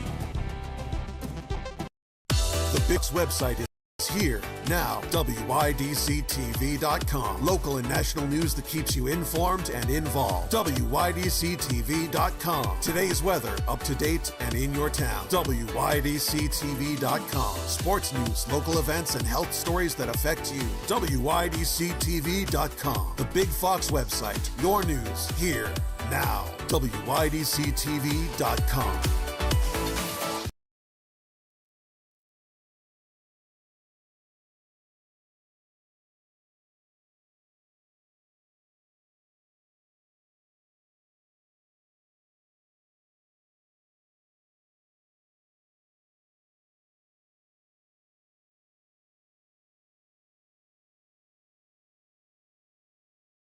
The Frankly Speaking Roof Cam, brought to you by Boss Security in Horseheads. Contact them today for all your business and home security needs. We are back, broadcasting live from the Hesselson studio. We have so many comments to get to, so let's dive right in. This viewer writes, I so strongly disagree and dislike the profoundly dishonest, disgusting, and corrupt Democrats that I now find myself voting against football teams from blue states, with the only exception being the Bills. Fair enough, because I dislike the so-called America's team, the Cowboys, so much that I applaud their loss yesterday. Thank you very much. Comment from a different viewer. Good morning, Frank. Well, good morning. I'll bet it was really painful for our governor to have to make that call to cancel. Yeah, right. The Columbus Day parade. Yeah, I'm sure that broke her heart to issue the state of emergency. Comment from a different viewer. I'm so excited, grateful, and apprehensive where the hostage release is concerned. I can't imagine the horror the past 2 years must have been. I pray for President Trump's safety as well. Yes, it is nice that all hostages, living hostages, have now been released. 7 this morning, I think, or more than that, but the first 7 were this morning. The remaining 13 hostages were released by Hamas hours later. So yes, it is a very important, historic day this morning. I appreciate that comment. Comment from a different viewer. The Iran nuclear deal allowed them to get money to build a terrorist network. When Trump withdrew, it set the path to where we now have peace. If Obama's plan had continued, Iran would have a nuclear bomb and the Middle East would be on fire. A strong leader brings peace, and weakness brings misery. Thank you very much. Continuing, the Iran nuclear, from a different view, I think, the Iran nuclear deal and Obamacare are both disasters that have cost Americans freedom and health. Hopefully, Trump can actually get rid of government-subsidized health care that drives prices skyward. Mark writes in, Isn't sending the Guard and ICE making peace in the big cities as the U.S. is at war with gangsters and illegals? Good point, Mark. That is really a peacekeeping mission, isn't it? Very good point. And Jack writes in, I hope President Trump doesn't get the Peace Prize. The Nobel Prize is a joke, no real honor, only a pat on each other's back in the far left crowd. I don't think the Nobel Prize or the committee that does the selection deserves the honor of giving it to him. Ooh. Let history have the view of the disdain the left had for greatness. Thank you very much, Jack. I appreciate that. We had some others come in right as I came back from break. We'll get to those in the next segment. Congressman Nick Langworthy has penned a letter to Chuck Schumer and Kirsten Gillibrand calling for an end to the government shutdown. In the letter, led by Congressman Mike Lawler, the delegation condemned Schumer and Gillibrand for reversing their long-held positions on avoiding government shutdowns. Senator Schumer and Senator Gillibrand must have amnesia because they have both spent decades in Washington preaching about the dangers of shutdowns, said Congressman Nick Langworthy. They're consumed with their hatred for President Trump, and they don't care that they're using New Yorkers as hostages in their political games. They shut the government down to appease the resist crowd, while our troops, federal workers, and small businesses suffer. It's time to stop the nonsense and do what's right for the people they're supposed to represent. Now, the letter highlights past statements from both senators condemning shutdowns as reckless and harmful, including Schumer's 2013 comments calling them politics of idiocracy, and Gillibrand's 2019 warning that shutdowns hurt our military families and cost taxpayers millions. Schumer and Gillibrand have voted 8 times to keep the government shut down. Congressman Langworthy and his colleagues urged Schumer and Gillibrand to stop political grandstanding, join bipartisan efforts to reopen the government, and support the continued funding of vital programs like the Rural Health Transformation Fund, which provides critical resources to hospitals and healthcare providers across upstate New York. Langworthy concluded, Schumer and Gillibrand have spent far too long in the Washington bubble because they've forgotten they work for all New Yorkers, not the professional agitators whose sole mission in life is to obstruct President Trump. My message is simple. Stop the games and do your job. The full letter, co-signed by Representative Lawler, Langworthy, Malatakis, Tenney, Lota, Stefanik, and Garbarino. Thank you very much for that from our congressman. Now, Amy Klobuchar was on CNN's The Arena talking about the government shutdown, and Casey Hunt asked, in the past, Democrats have said policy is not a reason to shut down the government, right? Klobuchar said no, but this is about the budget. The budget is a statement of our values. The budget is about where we're putting money. They chose to put a whole bunch of money in the pockets of wealthy people with the big, beautiful betrayal of a bill. That's what they did. And they put us into much, much bigger debt. It's a weird way of saying that. And as a result, triggered Medicare cuts. They already had Medicaid cuts in there, and then they didn't correct this. So that's their values. And now we have this moment because other budgets coming up here, another decision about how we're going to spend money. And this is the place where we should do that. So that's what this is about. And it's about my constituents. One guy, a soybean farmer, whose market completely dried up and he's got higher fertilizer costs because of the tariffs on that in Canada and no market and now these healthcare premiums. He said to me, it's a perfect storm of ugly. They know that's what we're in the middle of. And I listen to them. Say, blame, you're doing this. You're doing that. I just look at the people who come up to me and say they need help. That's what this is all about. Now, Stephen Collinson, we got to take another break. Stephen Collinson, and then we're going to get into New York State issues. We've got a couple of quick hits on the president just in general and some of the things he's doing. Some other comments from people over the weekend. If you happen to watch any of the Sunday shows, I'd love to hear from you. Stephen Collinson said, a resolution to the government shutdown seems further away than ever. The pain is deepening, but Republicans and Democrats are only becoming angrier and more estranged over the shutdown. And there is no end in sight.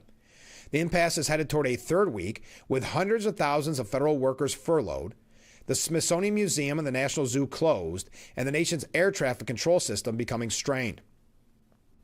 A political duel took a nasty turn Friday night when the administration fired hundreds of bureaucrats to punish Democrats, although some dismissals at the Centers for Disease Control and Prevention were canceled. Repercussions of the shutdown are getting more serious as a slow-boil crisis worsens. But so far, there's no sign of breakthrough nor any serious talks between rival lawmakers on Capitol Hill to open the government. Senate Democrats are refusing to vote for a short-term bill to fund the government until Republicans extend Affordable Care Act subsidies that are due to expire at the end of the year and agree to roll back President Trump's Medicaid cuts. Republicans are willing to talk about extending the subsidies since GOP members are also facing concern among voters, but they say the government must reopen first. An extreme lack of trust between the parties 9 months into Trump's turbulent second term is exasperating the deadlock. But while those directly affected are experiencing great discomfort, this shutdown has not yet seized the national conversation. Voters may have priced in Congress's habitual failure to do its job. Polls early in the shutdown suggested that more of them blamed Republicans for the impasse in Democrats, but neither side has yet landed a decisive political blow. There's also great competition for America's attention. Trump left the country on Sunday for the Middle East on a victory lap, as the ceasefire he negotiated between Israel and Hamas holds so far. How do you like that? Cementing the major foreign achievement of his second presidency. Wishful there, sadly. Well, so far it's held.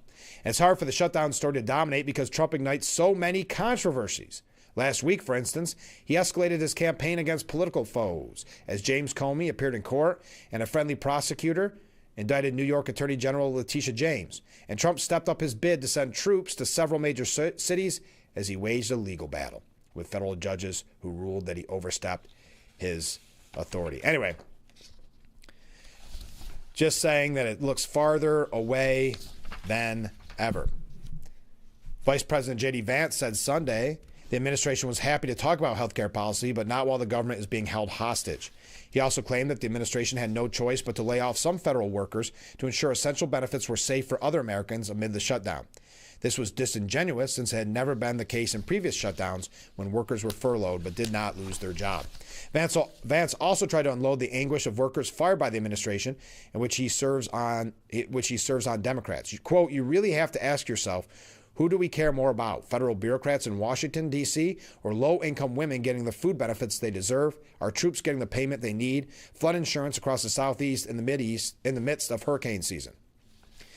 House Speaker Mike Johnson launched a counterattack on Democrats as he faces rising scrutiny over his refusal to call the House. He accused the opposition party, with some justification, of seeing the shutdown as a way to show some fight against Trump after Senate Democrats caved ahead of a near shutdown in March. Quote, "Right now, they're eating up the clock. They're doing this for political cover." There you are. Your thoughts on the shutdown as it continues. When we come back, we got a couple updates on New York. If you are just joining us, just waking up, the last living hostages have all been released after 738 days in Hamas hell. All right, stay with us. We'll be right back with Frankly Speaking running just a tad bit late. So stay with us.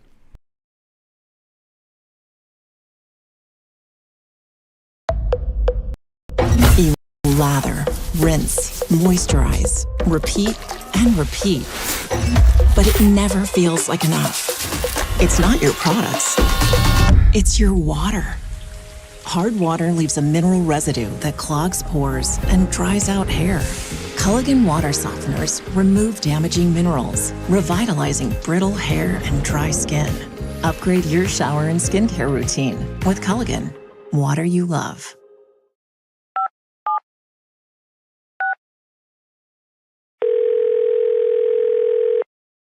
Yeah, hello. I'm really not sure if this is what you all do, but I really don't have anywhere else to turn. Hi. I don't even know why I'm calling right now. I'm sorry. My thoughts are going a mile a minute. My kids are out of state.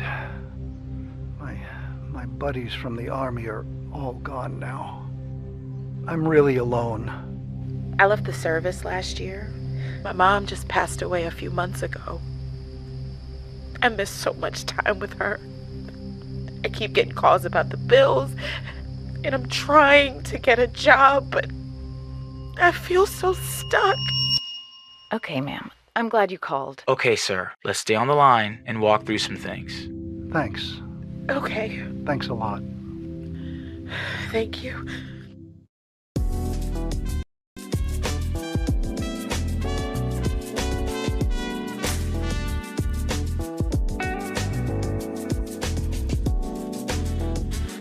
Livingston, Big Fox News, Southern Tier.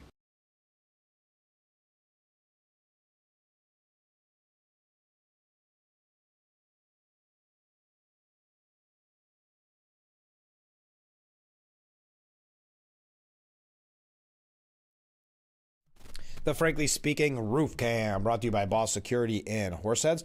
Contact them today for all your business and home security needs. We are back, broadcasting live from the Hesselson studio on Marcus Street in Corning. We got a couple of viewer comments here. One from this viewer says, like you essentially said earlier, the Nobel Prize has lost its luster and credibility. I think an online vote for the People's Peace Prize, which would be much more significant should this idea come to fruition, would be much more appreciated. For a monetary award, a GoFundMe could be set up, which would also provide funds for a trophy or ring, etc., to commemorate the event. I think that's a very good idea. Now, Trump is currently addressing Israel's parliament. It was already, according to the New York Post, interrupted by a protester. A far-left politician was thrown out after interrupting Trump's speech. There was a brief moment of chaos when Ofer Kasif, a member of the parliament from the extreme left-wing Hadash party, began shouting while Trump was praising his special envoy, Steve Witkoff, for his part bringing peace in the Middle East. It wasn't immediately clear what Kasif was yelling. He was quickly expelled from the chamber to cheers from the majority of Israel's MPs. Security also went over to another member and removed him. So he began his address. No surprise that even in Israel, they have the far left that will disrupt and cause chaos at what should be an amazing celebration today, amazing day in Israel's history. Trump became the first non-Israeli to get the Israel Prize, Jewish state's highest honor. That was also announced this morning. Netanyahu joined others in saying that Trump must also win a Nobel Peace Prize, calling the honor just a matter of time. So there you are, that going on. Now, let's go to New York, shall we? Well, first of all, the mayoral race is coming right up. Early voting starting very soon. While early voting for the next mayor doesn't start until October 25th, which is right around the corner, New Yorkers who vote by mail are already receiving their ballots, and every one of those ballots is flawed. And every ballot to be used in early voting and on Election Day is flawed due to the bumbling and stumbling by the partisan hack-by-design City Board of Elections. There are two problems which are apparent in looking at the ballot. One of them is the Democratic nominee, Zohran Mamdani, on row A, is also listed as the candidate of the Working Families Party on row D. He shouldn't be. That spot should be blank. In April, the Working Families Party nominated a party member, Fordham Law professor Gauri Krishna, for mayor. She was just a placeholder as the WFP was waiting to see who would win the June Democratic primary. After Mamdani won the Democratic primary, the WFP nominated Krishna for State Supreme Court Justice in Manhattan. She won't win one of the 4 seats the 4 Democrats nominated will, but it got her name off the mayoral spot and put Mamdani. Since Mamdani is an enrolled Democrat, a provision of state election law called a Wilson-Pakula authorization was needed. So far, so good, but there are special Wilson-Pakula rules for the 3 citywide posts of mayor, public, and comptroller. Those offices require at least 3 of the party's 5 bureau county committees to approve. Enough on all that, but already messed up the ballot. Now, we learned over the weekend that mayoral frontrunner, a Democrat socialist, Zohran Mamdani's campaign, quietly took in nearly $13,000 in potentially illegal foreign donations, including one from his mother-in-law in Dubai. At least 170 of the nearly 54,000 contributors to the leading Democrat candidate's campaign came from donors with addresses outside the United States. At least 170. Only U.S. citizens or permanent legal residents are allowed to contribute to political campaigns and political action committees under federal, state, and city law. And candidates are expected to return any of the illegal donations. Violators who knowingly accept foreign donations could face hefty fines and imprisonment. But so far, the campaign has failed to return 88 of the foreign donations, worth a total of $7,190. According to the records. Mamdani's campaign has brought in $4 million in private donations, scored another $12.7 million in public matching funds, meaning you and I are paying for that, $12.7 million. And with less than a month to go before Election Day, he has nearly $6.1 million in hand. His campaign issued a statement late Saturday saying, "We will, of course, return any donations that are not in compliance with CFB law," after being provided a detailed breakdown of the 88 donations yet to be returned. A spokesman, however, declined to clarify why so many foreign donations are still in the war chest. Curtis Sliwa, who is running on the Republican ticket to be mayor, said, "Where there's smoke, there's fire. So I would be very concerned. There's probably a lot more in terms of foreign money." I have to already take a break. My goodness. 2 months ago, Sliwa, during an interview with Fox Business, called on the U.S. Department of Justice to investigate his suspicions that Mamdani is being aided by difficult-to-trace dark money illegally being funneled into super PACs through foreign nationals. It's very problematic, not just for Zohran Mamdani, but anybody who has these kind of PACs, because it's a license to illegally funnel money. And foreign countries know you don't have to go to war against America. All you do is manipulate the election. Now, Mamdani's campaign has given back a paltry $5,608, including a contribution from Maria Doradi, the mother of Mamdani's new bride. Anyway, so there you go. Illegal campaign donations by foreign donations that are illegal, $13,000. We got to take a short break. Stay with us. We'll be right back with Frankly Speaking after this.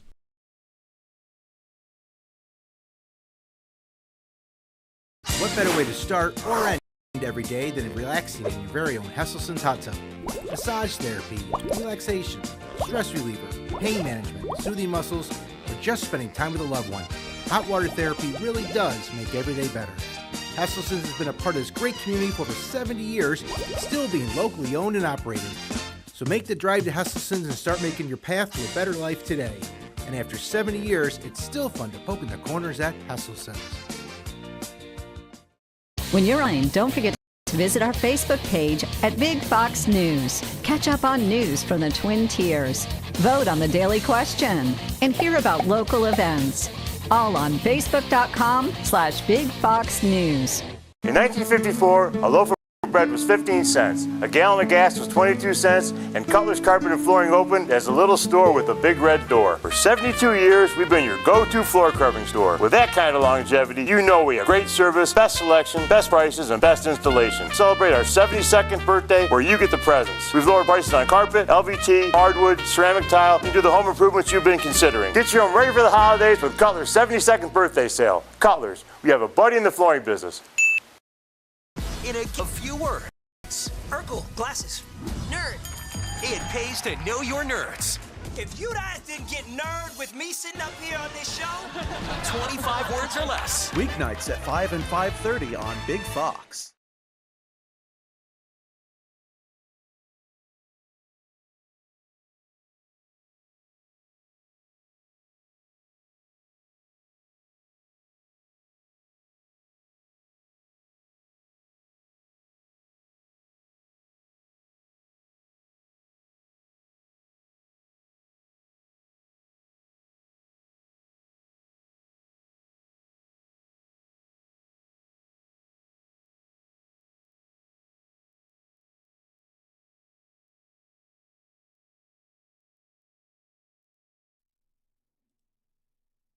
The Frankly Speaking Roof Cam, brought to you by Boss Security in Horseheads. Contact them today for all your business and home security needs. We are back, broadcasting live from the Hesselson's studio. Mark writes in, what is the difference of giving free health care to illegals and giving them free breakfast and lunch from Hochul? The legal U.S. citizens pay for both. Ridiculous. Thank you very much. And you're right, Mark. Appreciate that. Oh, did you see that Zohran Mamdani, since we're talking about the New York mayoral race, was chased out of a New York City square because of angry protesters who accused him of anti-Semitism and demanding that he disavow Hezbollah and Sharia law? In the video, the self-identified socialist Democrat is seen getting cornered in Foley Square as protesters shout and beat drums. His security agents usher him through the square towards a waiting vehicle while a man trails close yelling, "Denounce Hezbollah, denounce Sharia law." Others calling him an anti-Semite. When Mamdani's security intervened, guard from a protective barrier to guide him into the car, which then leaves the square. One protester holding a flag is seen pushing up what looks like another security team member near the vehicle. Anyway, We also learned that Zohran Mamdani claimed that Stephen Colbert's late-night CBS show asked him to play a game that explained his opinion on Gaza. Play a game?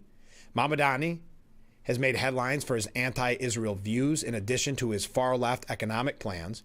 Set to appear on The Late Show with Stephen Colbert before the primary, Mamdani was asked to creatively discuss his views. Jewish leaders had urged Colbert to press Mamdani over his refusal to condemn calls to globalize the Intifada. The New Yorker reported that before Mamdani and rival-turned-ally Brad Lander went on stage, the producer wanted to ask if they could play a thumbs up or thumbs down on the conflict. Examples including giving a thumbs up or thumbs down to Hamas or simply a Palestinian state. Mamdani said, I just couldn't believe what was happening, that a genocide could be distilled into a late-night game. His handlers couldn't believe it either, wondering why the famously liberal Colbert would ask him about things like that, like being the first ever Muslim mayoral candidate in the city's history. Anyway, Ray Kelly says the NYPD cops will flee the force if Mamdani is elected. He is a problem. He is anti-Semitic. He is someone who has a lot of crazy ideas. Again, this is Ray Kelly, the Big Apple's longest serving top cop. They started leaving in big numbers, meaning the NYPD, at the beginning of Mayor Adams' term. As mayor, it's continued. And of course, with a socialist mayor, I think there's a real challenge to keep the number of the police department where they should be. Mamdani has issued a half-baked word salad response despite calls for him to apologize for calling New York cops racist and a threat to public safety. Kelly, an early advocate for Mayor Adams, appointed Jessica Tisch as police commissioner and said Mamdani would be wise to keep her on. She's doing a great job, and I'd certainly like to see her stay in the department as a commissioner. But we don't know what the relationship will be with a socialist mayor, a Muslim mayor. We just don't know. Now, just to show you a little bit more about New York, I'd love to hear your thoughts on that. Wow, we already got to take a break. But let me just show you about the bail reform, the lack of public safety, addressing public safety issues that Hochul is responsible for. A career criminal who went on a machete attack in New York City, cutting off a stranger's fingers. This career criminal has racked up a staggering 45 busts and is now charged in a fatal hit and run that killed a cancer survivor last year. Timothy Bowler, 31, was just arrested, in the death of Liluati Noreen after allegedly slamming into the 52-year-old mom with his motorcycle and fleeing on March 22, 2024, leaving the victim to die on a Queens street. Noreen's son saying, I'm really happy they got him. He just left my mom. It wasn't right. He could have just called 911. He could have tried to help her. He just ran. I didn't know he was arrested 45 times. How does he keep getting out of jail? Because of our bail reform laws. I'm yelling at that guy. But because of Governor Hochul and the one-party rule in Albany. Boiler was hit with new charges while already locked up on Rikers Island in the grisly machete attack that senselessly maimed the 34-year-old dad in a Bronx bodega. Boiler's slew of priors included an alleged 2016 assault on deli workers in the Bronx who refused to let him walk off with a six-pack of beer on credit. He was also nabbed in October 24 on rape, weapons possession, assault, and unlawful surveillance charges in the Bronx related to a domestic violence case.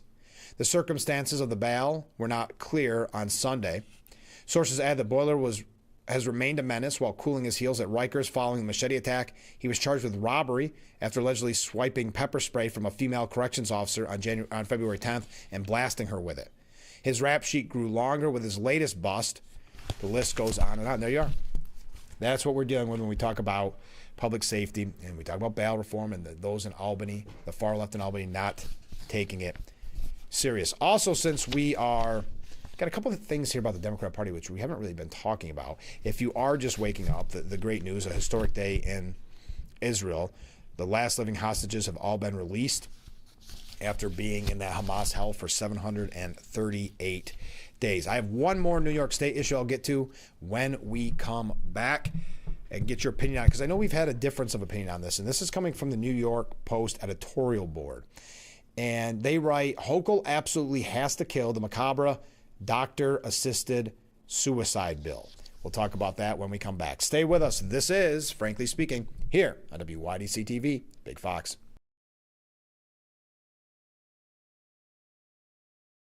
Your tap water is delicious. I know, right? It's this Culligan Smart drinking water system. What do you think is going on in there?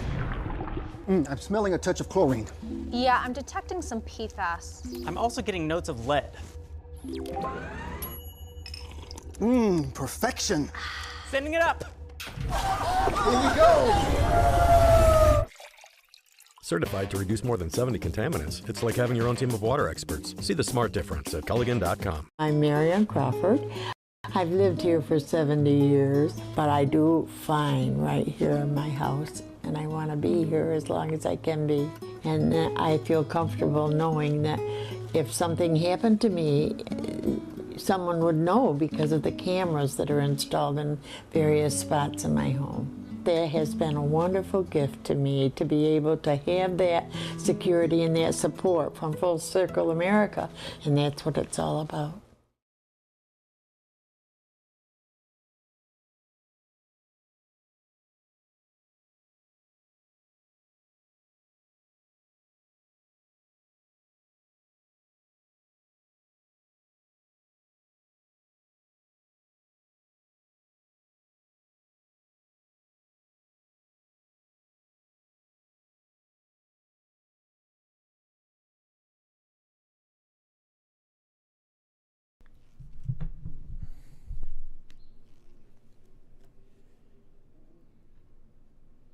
The Frankly Speaking Roof Cam, brought to you by Boss Security and Horseheads.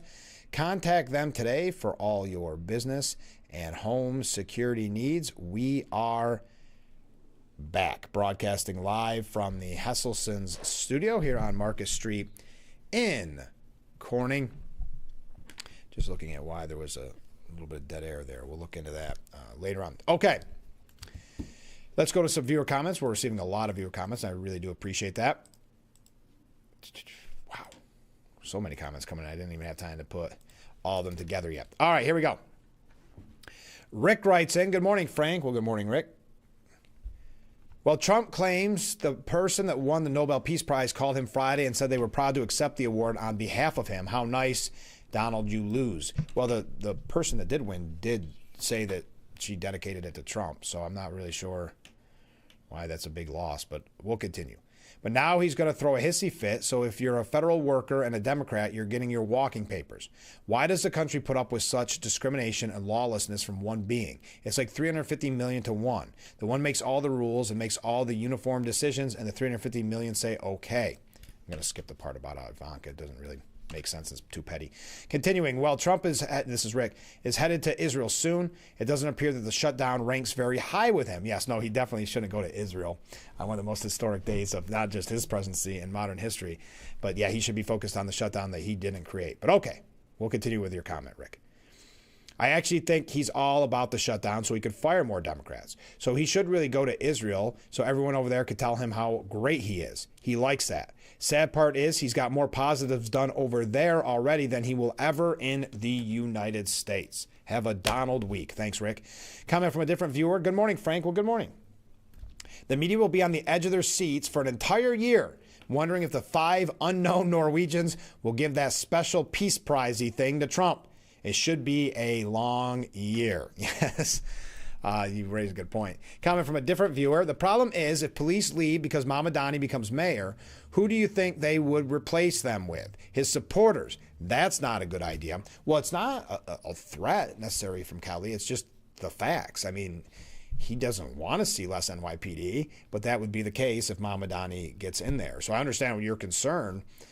I don't think they can replace them. I think if you read, not even between the lines, but what Kelly's saying, there are not people signing up to be on the NYPD, and Mamadani's only going to make it worse. So I'm not sure they're easily replaceable. Comment from a different viewer. Russia says Biden started war to cover up Democrats' corruption in Ukraine and vows to provide proof that is going to be interest just in time for midterms. The Democrats will call it interference and false. Hopefully the proof is exposed. I had not heard that, but I appreciate that. All right, just quickly, your thoughts on this. The New York Post says Kathy Hochul must resist the coming push to sign the so-called Medical Aid in Dying Act. New York doesn't need to turn doctors into killers. Fans of assisted suicide pretend it's purely about respecting the wishes of terminally ill patients seeking a dignified exit. But killing never stops there. Consider Canada, which in 2016 adopted a MAID measure, just like what's proposed in New York, and has kept on liberalizing the rules to include non-terminal severe illnesses, with the current government now planning to expand it to cover purely psychological suffering. Right now, it already accounts for 1 in 20 Canadian deaths. Medical aid in dying bellies every value of the traditional Democrat Party, which has always cared about the most vulnerable. Hochul needs to steel her spine and kill this monstrous measure the instant it's finally delivered to her desk. Your thoughts on that? All right, let's talk about the Democrat Party quickly. Do we have time, or should I take my last break? Yeah, we have a couple. Yep, let's take a quick break, and then we're going to wrap up today's discussion. Keep your comments coming in, and we'll be right back with Frankly Speaking here on WYDC TV, Big Fox. When you're online, don't forget to visit our Facebook page at Big Fox News. Catch up on news from the Twin Tiers. Vote on the daily question and hear about local events. All on Facebook.com/Big Fox News. Dear crew, with an adult-sized third row, everyone's welcome. From sports fans and eco buffs to movie fans. Slip in, stretch out, and let's go. Toyota. Right now, you can lease RAV4, the #1 selling vehicle in America, for just $299 a month. Find yours at Toyota.com. Toyota. Let's go places. Time to get clean! Yes, but that liquid detergent leaves you covered in harsh chemical residue. Not Earth Breeze. Just one sheet gives you a powerful clean. Switch now at earthbreeze.com. The Fox Sports app isn't just any sports app. It's your sports app. For the touchdown! Yeah, yours. Your teams. Your highlights. Your scores. Your stories. Just choose your favorites to get more of what you want. To the end zone! And of course, stream your teams live. The best part is free with your pay TV subscription.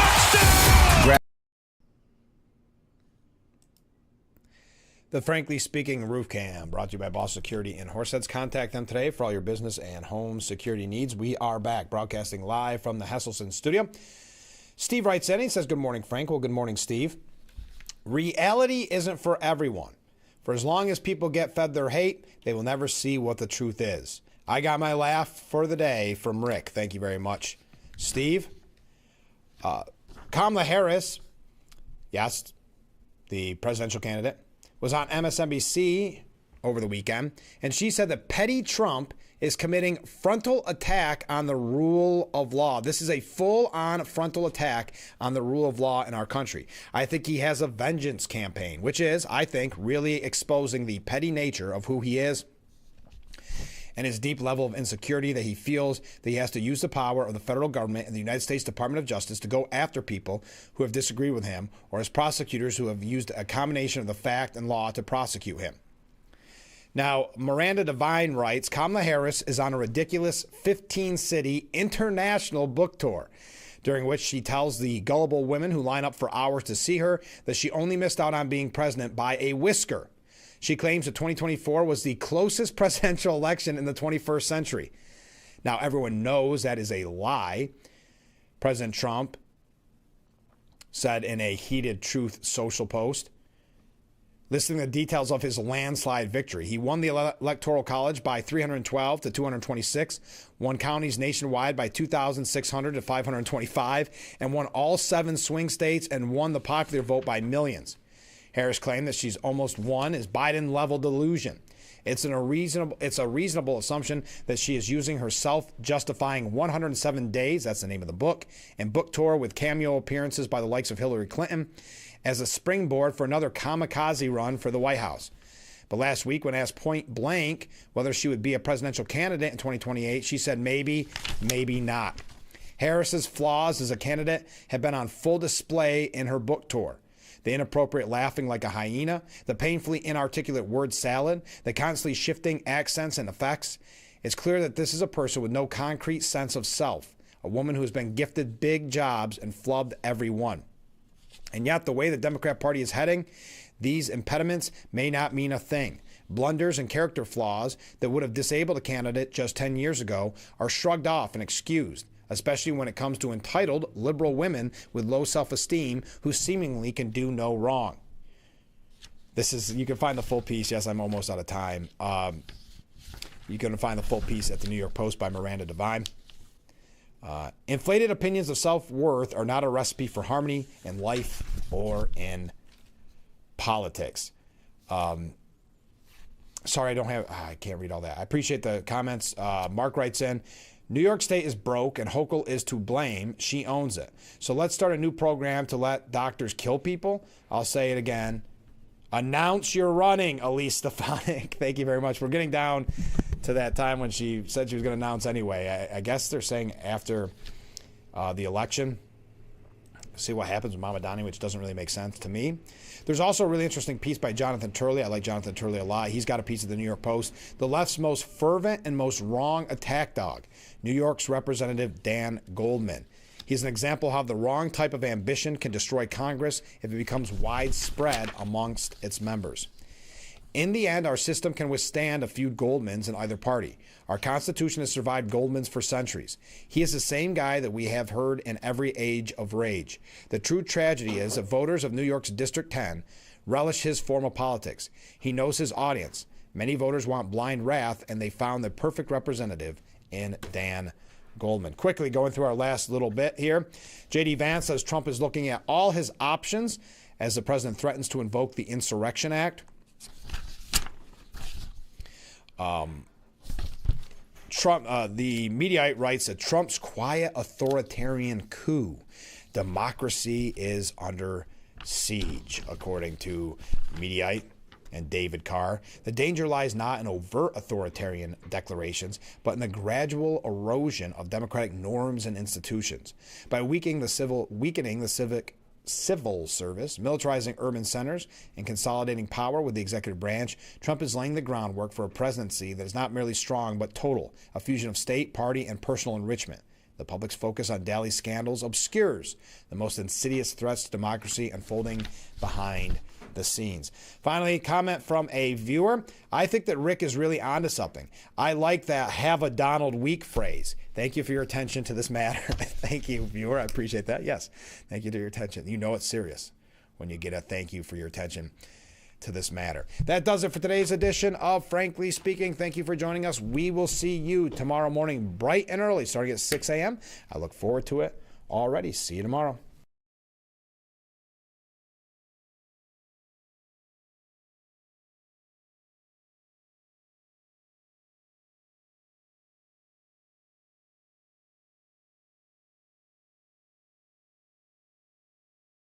More cars, lower prices.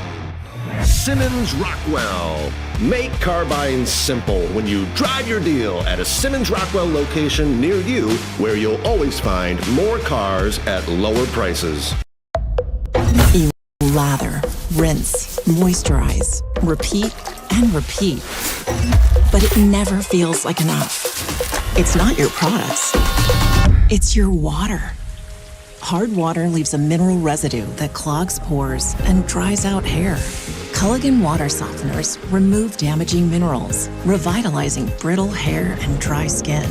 Upgrade your shower and skincare routine with Culligan, water you love.